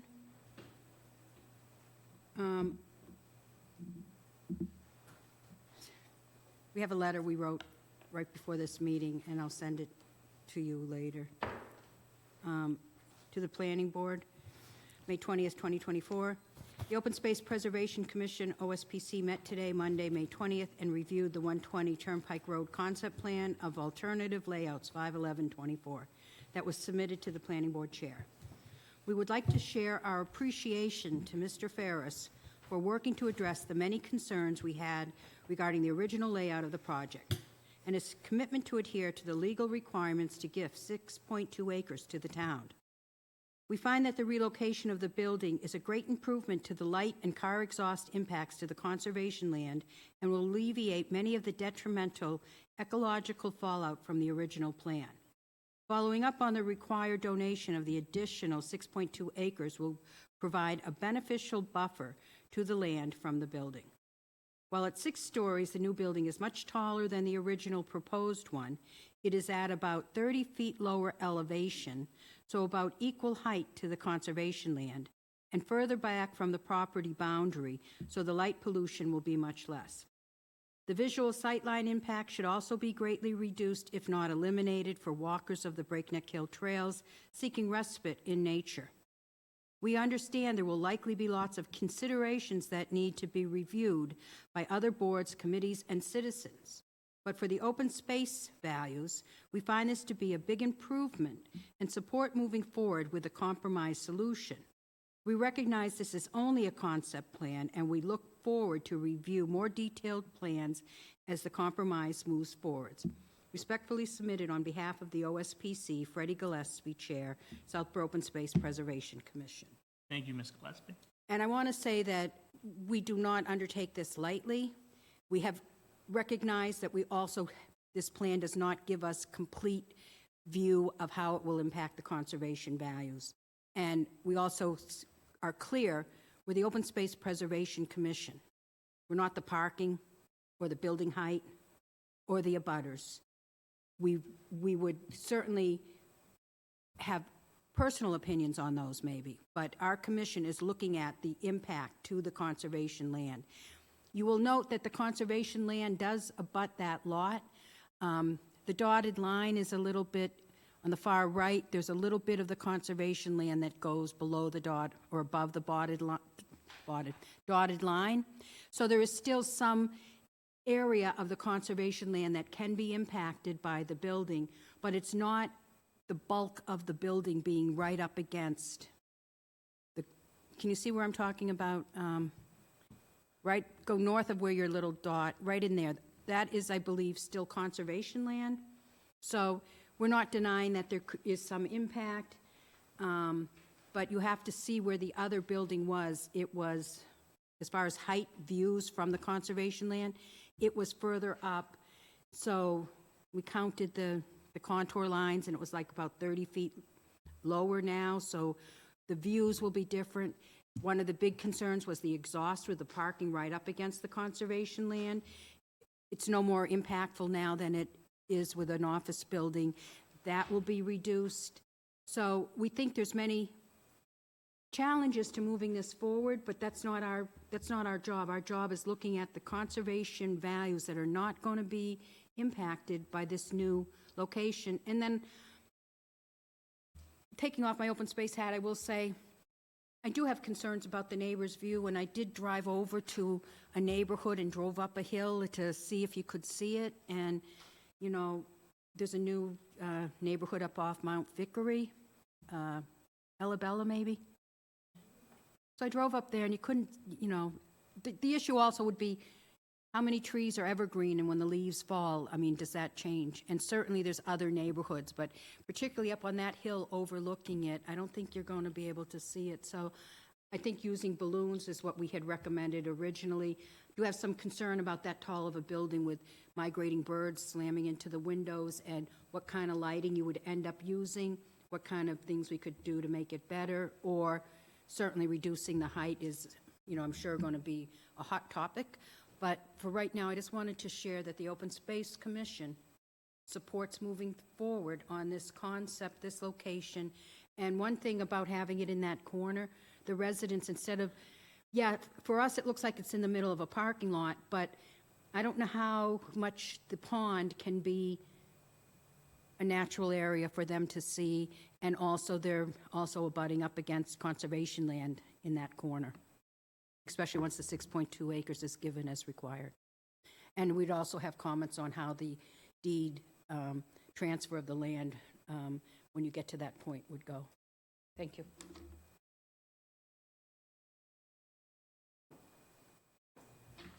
Yes, ma'am. I'm Carrie Probst, 31 Woodland Road. My husband and I represent a group of Southborough residents who are abutters, users, and friends of the Breakneck Hill Conservation Land. Our group is formally known as Friends of Breakneck Hill. Our website is breakneckhill.org. My husband, Matt Probst, would normally be here, but he's a member of the Municipal Technology Committee, which has a conflicting meeting this evening. We want to share with you the results of a recent survey we conducted among our group members related to the potential 118-120 Turnpike Road project. The overwhelming majority, over 90% of our group members, stated that they do not support any compromise that involves the donation of less than 6.2 acres of land to the town, as required by the already executed 2019 site plan of 118-120 Turnpike Road. Donation of the land in accordance with the executed site plan should be considered the minimum baseline foundation for any discussion and plans moving forward. We've heard about that the developer has started to explore options that would allow for the donation of 6.2 acres and the construction of an apartment building closer to the existing commercial structures. We want to publicly thank the developer for exploring options to find a potential win-win solution that will provide 40B housing and will protect the conservation land. We request that the planning board be open to explore site plan modifications, provided that the proposed modifications do not compromise the integrity of the Breakneck Hill, inclusive of the donated 6.2 acres. Thank you. Thank you. Thank you. Step on up, Mr. Carter.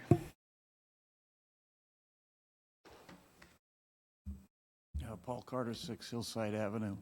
I think it's very positive, and that a compromise is going to be pursued here on the part of the developer and on the part of the planning board. It will require flexibility on the part of the planning board and the zoning board of appeals in terms of dealing with this site. It's very challenging because of all the different history and the uses. I still think it's clear that a definitive subdivision needs to be proposed. We need a definitive subdivision to break off the 6 acres. It's been talked about as a site, but there is no lot for the 40B yet until this is subdivided. You're going to need a subdivision in order to separate out 120 and your other one up front and the 40B. I don't think there's any reason to dance around the definitive subdivision anymore. I don't think it's a negative for the developer. I think that there would be waivers as part of it, but I still feel that the property and separating this out and having these 3 different things happening need a subdivision. And I think that the town council agreed that a preliminary subdivision needs to be part of this. And in terms of the other thing, I guess I'd say is, this is great in concept, but any of the specifics, there are a lot of issues with, and I would encourage the board not to be tied down to, yes, the building over there, 6 stories, we agree in concept. My opinion is that 6 stories would set a precedent for the town. The other 40B that's being proposed, they're showing 4 stories. If you give him 6 stories, they're going to want 6 stories. So I think the precedent of 3 stories in Southborough, the only place that doesn't have, that has 4 stories is Madison Place. So that's my opinion about the building. If there is extra parking, then I would suggest that the building be extended to the west, that it be 3 or 4 stories. And if there's extra parking, it looks like there would be room in order to extend the building so that it didn't have to be 6 stories. The other thing I would say is that right now we're showing less than 6 acres and because of the septic. I think that septic is such a critical issue here.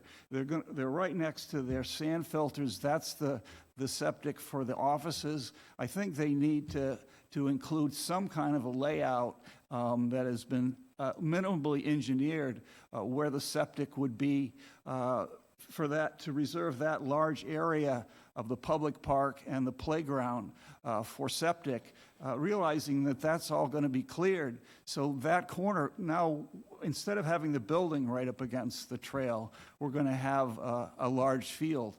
So I think that something more realistic and a little bit engineered for the septic needs to be done in order to move forward with a layout here.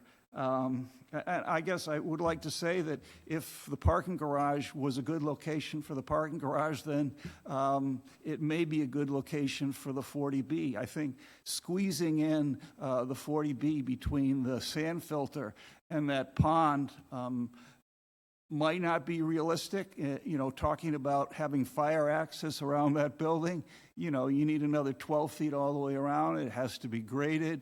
So there's a number of things. This concept is great, and the concept of moving the building out of the 6.2 acres is great and a great compromise, and I think the ZBA and the planning board, you know, if this is the way it goes, are going to be able to revise the existing special permit, are going to be able to put together and provide input to the ZBA so that there's a good compromise. I wouldn't agree that what's shown here is anything that the town is going to be able to get behind. In concept, yes.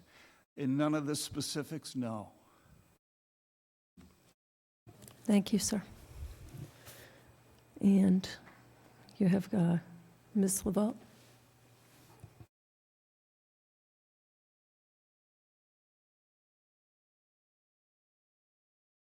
Hi, I have nothing to add to what everyone's already said. I agree with all the statements made. Just one quick question for clarification. I happened to be getting off the Mass Pike when you were describing the new plan. And as you get off the Mass Pike in Framingham, coming onto Route 9, going west, like right in front of you, right, are those apartment buildings, the ones that kind of all dot along the reservoir.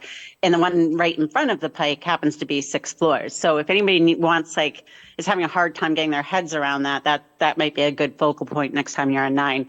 What I noticed, and my question was that underneath the first floor, there's actually parking. And I just want to clarify, you're not planning, like when you say 6 floors, floor 1 would be on the ground, no parking underneath it? Correct. There would be no parking in the footprint. Okay, great. Thank you. That's all. Thank you. Kristen, before you go, can you just identify your residence? God, I'm so bad. It's okay. I have a record with you guys. Kristen Laval, 12 Southwood Drive. Thank you. Is there anyone else?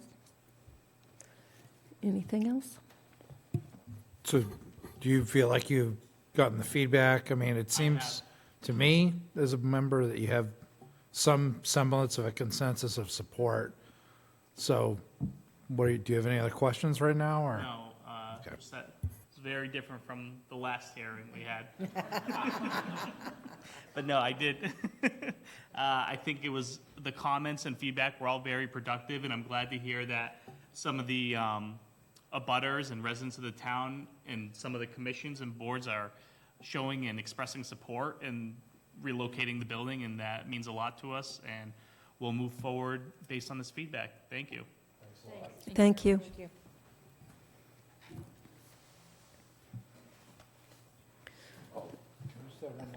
Certainly. So just one last comment. This would be, in my opinion, what we did tonight, having a discussion in a public meeting with the input of residents, other commissions, and the entire board. This is the correct process. I feel very strongly that that is a much better path for you and us and the town than trying to organize meetings outside of the public forum. Understood. So, thank you very much. Thank you. Thank you, Jesse. Hear to that. Anything else on that? Any more comments? Okay, on to the next item on the agenda. Planning Board appointments and recommendations.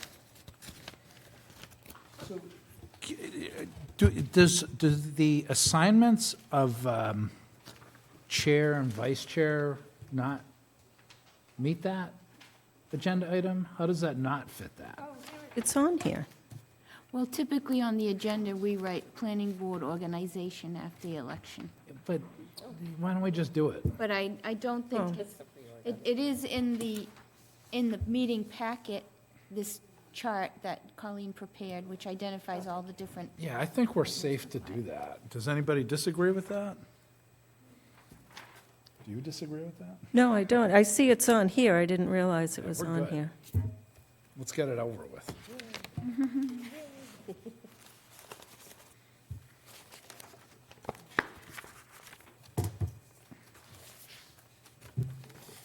Sorry, I didn't mean to hijack them.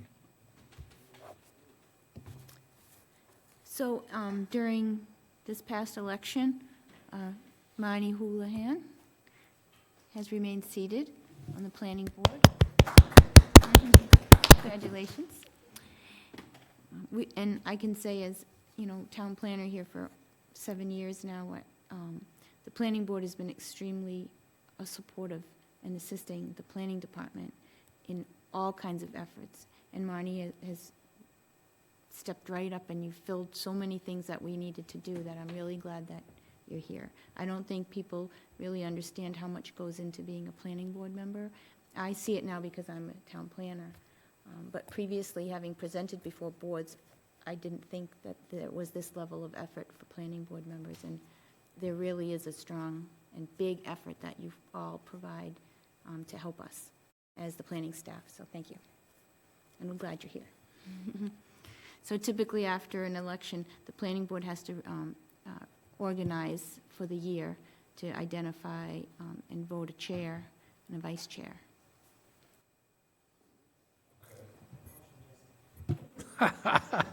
So move to reinstate permanently, no, not Mimi Luttrell as chair of the planning board. Oh, nominate? Yeah, Nominate. yeah, so you're supposed to nominate and then Okay, vote. so the motion is to nominate Mimi Luttrell She as has to chair accept. of the planning board. I second that nomination. Do you accept?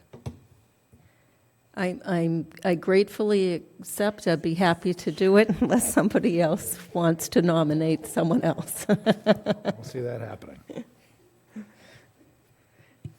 So I guess I have a motion and a second. Any discussion? Luttrell abstain. Stein, yes? Houlihan, yes. Demiria, yes. Brascio, absolutely yes. All right. I make a motion for Jesse Stein to be nominated as our vice chair. Accept. You need a second. I second. I have a motion and a second. Any discussion? Yay. Luttrell, yes. Stein, abstain. Houlihan, yes. Demiria, yes. Brascio, yes. Thanks, everybody, appreciate it. That was easy. So would you like to, yeah. Should we proceed down the list for what we know Yeah. already? So the next thing is the Deed Research Subcommittee, which are one-year terms currently filled by Mimi, Jesse, and Freddie. Gillespie, where did she go? I think she left. I think she expressed to me during planning hours that she was still interested in participating in that. And just note that that subcommittee is, doesn't lapse until the planning board dissolves it. Previously, there was a set time, but they're good. We don't have to reestablish the committee. So we need a motion to appoint the 3 members of the Deed Research Subcommittee, Mimi Luttrell, Jesse Stein, and Freddie Gillespie. I make a motion to appoint Mimi Luttrell, Jesse Stein, and Frederica Gillespie to the Deed Research Subcommittee for a 1-year term. I second.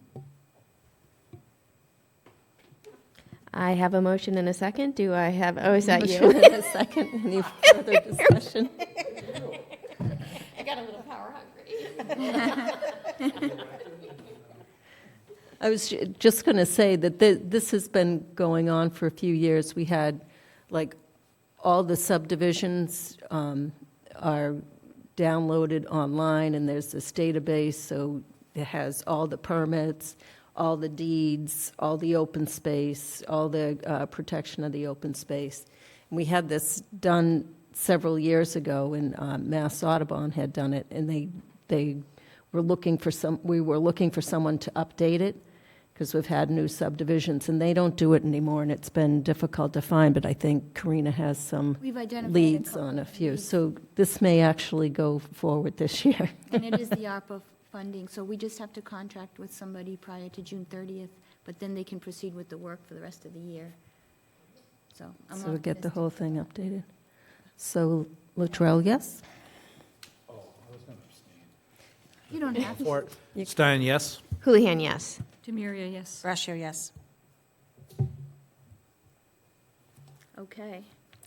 Then, next on the list was we identified Public Works Planning Board, but those don't expire for 1 year and 2 years, which is Debbie and Sam Stivers. The Master Plan Implementation Committee, I think we heard back from Sam Stivers. And Debbie, you could speak for yourself here, but we haven't heard back from Catherine McKee, William Warren, and Judith Watson yet. Do you know? I know Judith is on a vacation, so she's not back till June. We do know that Kat McKee intends to step down. She hasn't formally, because she's just aware that she doesn't want to leave the committee in a lurch, but she'll need to formally resign for us to post the vacancy. Okay. So we're sort of in this catch-22. Sam and I maybe have thought of a few folks reaching out informally, but I think we're going to have to post the vacancy. So I know for Kat McKee for sure, and I don't know about Will Warren. So we have time before June 30th for the next meeting? Yeah. To still coordinate that? On the 17th, yeah. Yeah, Okay, good. all right. So you have a couple leads on people that may be interested? Yes. Okay, good. And then we have planning board recommendations to the select board who appoints these roles. And we have the Community Preservation Committee for 3 years. Currently, the planning board representative to CPC is Lisa Braccio, and it's a 3-year term. So if you'd like to continue or, Do you need a motion for that and a vote? yes, to recommend Lisa to the select board to be appointed by them. So moved? Seconded? Motion and a second. Any discussion? Seeing none, all in favor. Latrell, yes? Stein, yes? Houlihan, yes. Demiria, yes. Brascio, abstain. Can I just continue, Karina? Pretty straightforward. Yes, So the motion is to recommend reappointment to the Metro West Regional Collaborative, MWRC, for 1 year, Mimi Latrell. Second? Unless anyone else wants to, I'll be happy to. Seeing none, all in favor.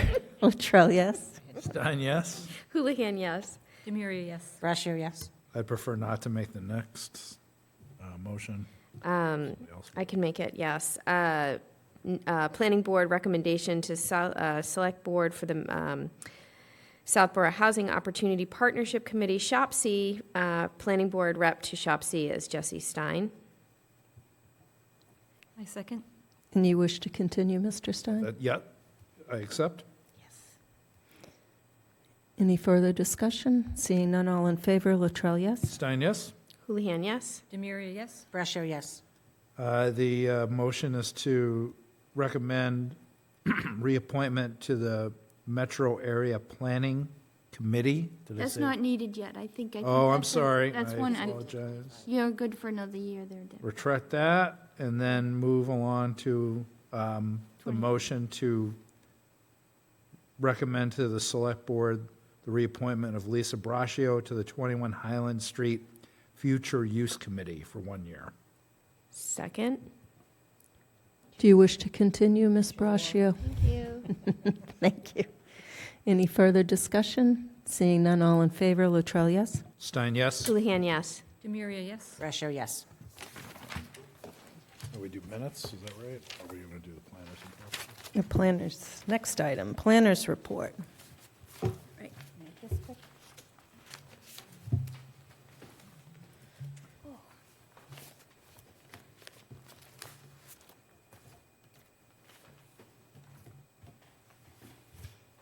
I already mentioned earlier about the May 30th, 11 to 2 p.m. opportunity to go in person to the MERC Annual Conference for Housing with Secretary Ed Augustus from the EOHLC. So if you have any questions on that, let me know. There's continued efforts for a, I forget what it's called, the Quick Clicks, Civic Plus, Quick Fix, kind of a complaint line onto the website, so continued research is there. You might have more to say to that, but I think, This C-Click Fix, they have it in Marlborough and Natick. That there's a QR code if there's an issue, a pothole or something. You download a picture and it puts a pin on the map from your GIS location on your cell phone, and they goes to the DPW, and then it's on the map so everyone can see and follow up how long it took, and keeps track of all the complaints and comments. It's very, very cool. So we were looking for something on the website that residents could offer comment or, concerns or enforcement issues. And Bill Cundiff at the DPW is looking into this. Yes, that's what it was.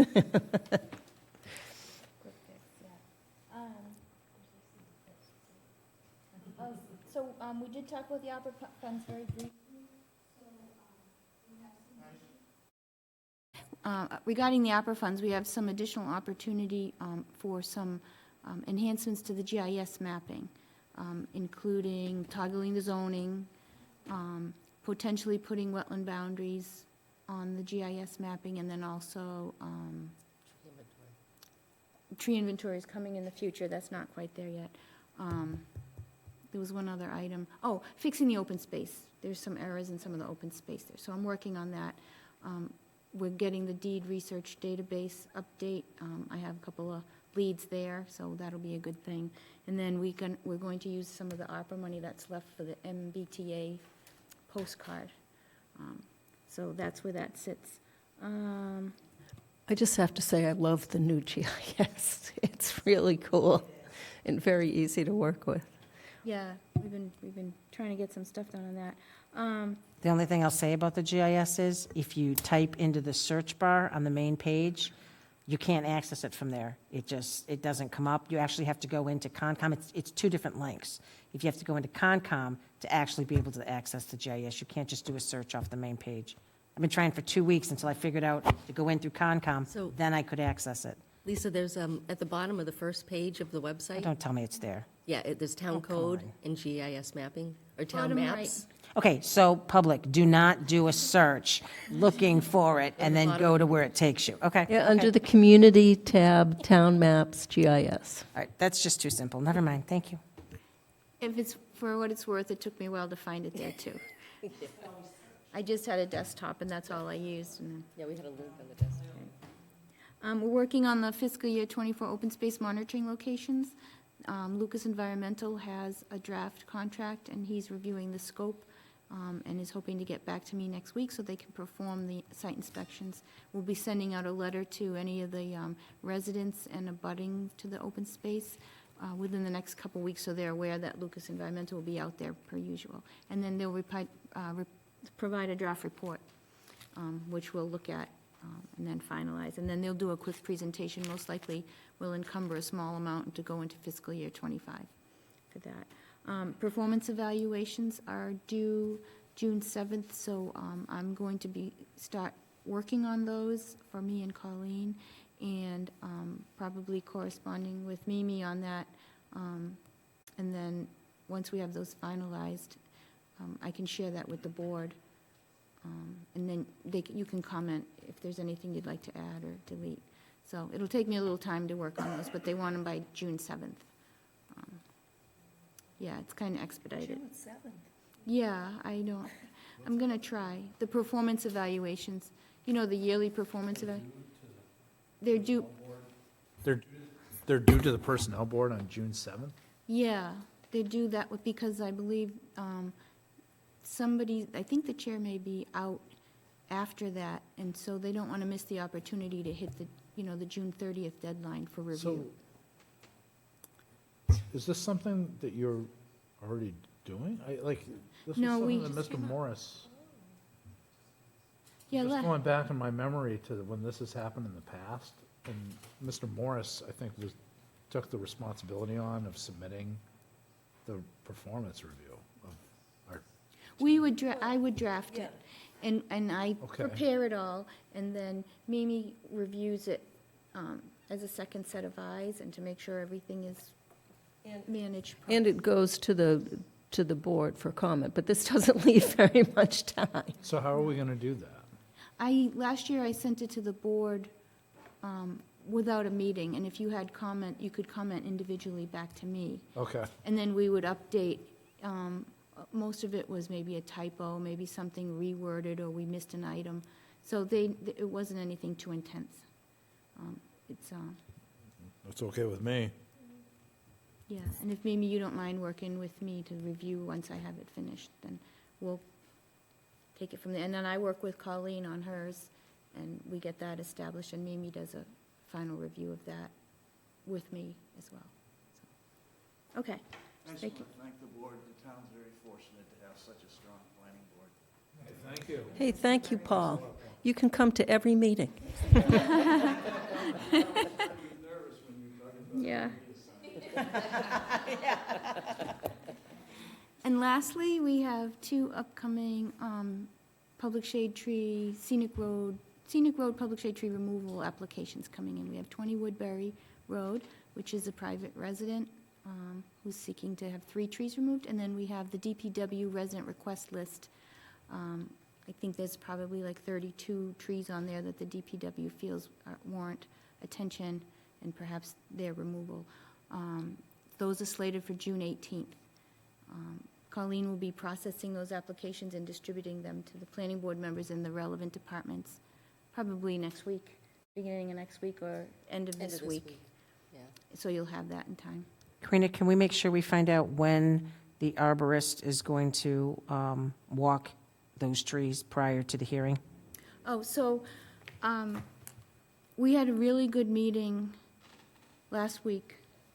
Mimi and I and Debbie and Bill Cundiff and Chris Leroy and Marguerite Landry to talk about the tree policy and, how it's working, and for all of us to get on the same page, because Bill was relatively new to the policy. And, Chris Leroy's been doing a great job on that. So the spreadsheet that they now provide includes 2 additional columns. So there'll be a remarks column, which is information that Chris Leroy receives and responds to as far as, these 3 trees are dead, I agree with this. And then there's a column where he says, remove, trim, or leave. And then there's a column that the arborist says, his opinion, remove, trim, or leave. All the trees on this list have already been visited by the arborist last fall, I believe, if not sooner, because this was the pending application from fall of 2023, which hadn't met all the application requirements. So in the future, we ask that we do get a date. However, it can happen over a whole week. The arborist doesn't go do them all in one day. So I think that we expressed from the planning department side that as long as we know when he's going out there, the planning board, typically the members usually go on their own and go look at it. So we didn't find that would be a big bone of contention at this point, but if we knew approximately, because now we have the spreadsheet coming in and the arborist opinion is on that spreadsheet. So, And if there's an issue, then we vote against the tree removal, and they can go back out again. It just seems like it was such an easy step to alleviate larger discussions that take place in the joint hearing. But, I mean, it is what it is, and if that's the way that it has to be, I mean, Well, I think that we can easier. still ask, you know, can you give us a time frame where he might be out there? But it's difficult to pinpoint one day where he's going to be there, where 10, like, you know, a caravan will follow him around to the different trees. I think maybe that's where it was a little bit more difficult. But if we get a general time frame, there may be opportunity to join him out there. I just can't say that's like a stringent one-day type of thing from their behalf. So we thought that was an okay compromise in a sense. I'm not saying we don't follow the policy, because the policy should probably be updated, but that's what we're going to work on, well, in the future, if there's anything. And then we also think National Grid will be coming in with a hazard tree removal plan. We're not sure if they're coming in with just an application. Right. The way I understood A it. plan? Before December 31st, right? They can come in with an annual plan For next year? for next year. So we don't, Oh. a contractor came in who works for National Grid with one application for 22 Lotusquama. And as we were talking about it, he said, well, I have other trees. We said, well, why don't you just come in with all your trees at once? But we weren't sure if he was coming back with a straight application or if he was coming back with a hazard tree removal plan, which is the annual plan, meaning for trees to be removed next year. So we'll wait to see. She what heard this application, I heard mitigation plan. plan- So we asked National Grid, because in Mass General Law, it says that the Utility. utility may, and if requested by the tree warden, shall submit the annual maintenance plan and the hazard tree plan, you know, by December 31st for the following year. Yes. And National Grid said they don't do hazard tree plans. They only do the maintenance plans. I have a hazardous tree plan from last year that they approved. No, that was a hearing That that was a they hearing. removed hazardous trees. That was the decision we looked at that said, see, it's a public hearing. It was July 2023, and that's where the confusion came in, because there was a public hearing last year for like a list of their hazard trees, but it wasn't really, it wasn't a tree removal plan. No, it was a hearing for It was a specific public hearing. trees Yeah. Yeah, I did look. within one certain line or whatever Yeah, they it's show you called. the lines and whatnot, but there was a hazard mitigation, when I was looking it up on National Grid, they do have hazard mitigation plans that they do submit. In other towns? Well, not here. We just don't know what's coming in. If he wants to come in as a plan, we'll, obviously run it by you. If he wants to come in as applications, I'm not, Yeah, so if it's a plan, it is submitted to the select board and the planning board, and it's a discussion at a meeting in which we either approve or not the plan. But if a hearing requires all the notification and everything. And the maintenance plan allows them to take down anything up to 8 inches, and over that, they're required to have a hearing. right. And we asked them again when they came with their maintenance plan last time about their hazardous tree plan, and they May said have they just been a don't do it. misunderstanding. Maybe they're coming in with all applications. Yeah. Yeah, we'll follow up with him. I took his number. Yeah. So we'll give him a call and confirm. I think it's an application coming in. But we'll see, we can figure out. And just to reiterate that when there's a consolidated tree hearing, right, the select board votes and the majority has to say yes, and the planning board votes and the majority has to say yes. Both have to be a yes for it to be a yes tree removal. Debbie fixed that for us. I was confused again, and so I asked Mimi earlier today, and you explained it to me, and I was like, that's it. And so I wrote it down. These Amy- are already scheduled. Can we go back to the GIS for a second? So I went on the town website, and I went to the bottom, and it's timing out. I can't get in still. You can't get into it? I can't get in, it times out. But when I go through Concom, again, I can't get in. So I don't know if there's a problem with the They just don't link. like you. It doesn't like me at all. So I'm just saying at the bottom, go to the bottom, town maps, click on it, and then click on GIS, and it's timed out like 6 times for me. So again, I don't know if it is a link issue, we should probably let Jay know so we can get it fixed. That's my only point I'm trying to make.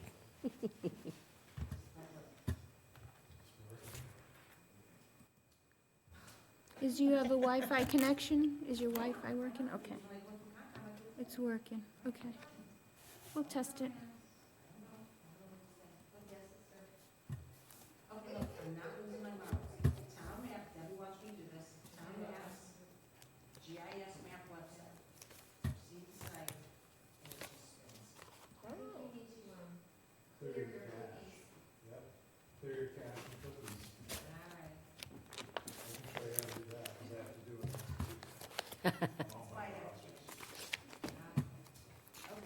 All right.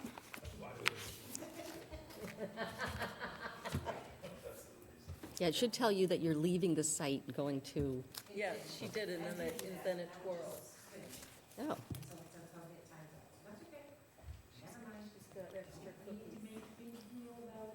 too many cookies? We have 2 sets of minutes. Okay. So a motion is to approve the planning board minutes from April 29th, 2024. Second? I have a motion and second. Any discussion? Seeing none, all in favor, Latrell, yes? Stein, yes? Houlihan, yes? Demiria, yes. Pressure, yes. Motion is to approve the planning board minutes from May 20th, 2024. May, May 6th? yeah. That's today. May 6th, 2024. Second? For discussion, line 75 and 76, just the spelling of the last name, Crede. That's Phaedra. It's Deirdre? Phaedra's the first name, I think. Wait, you're talking about Miss Faya Creedy? Oh, Phea, yeah. Oh, spell it again? Crede. Okay, thank you. That's it. Any further discussion? Seeing none, all in favor, Latrell, yes? Stein, yes? Houlihan, yes? Demiria, yes. Pressure, yes. Motion to adjourn? Second? I have a motion and a second. Any discussion? Seeing none, all in favor, Latrell, yes? Stein, yes? Houlihan, yes? Demiria, yes. Pressure, yes. Thank you. Happy Memorial.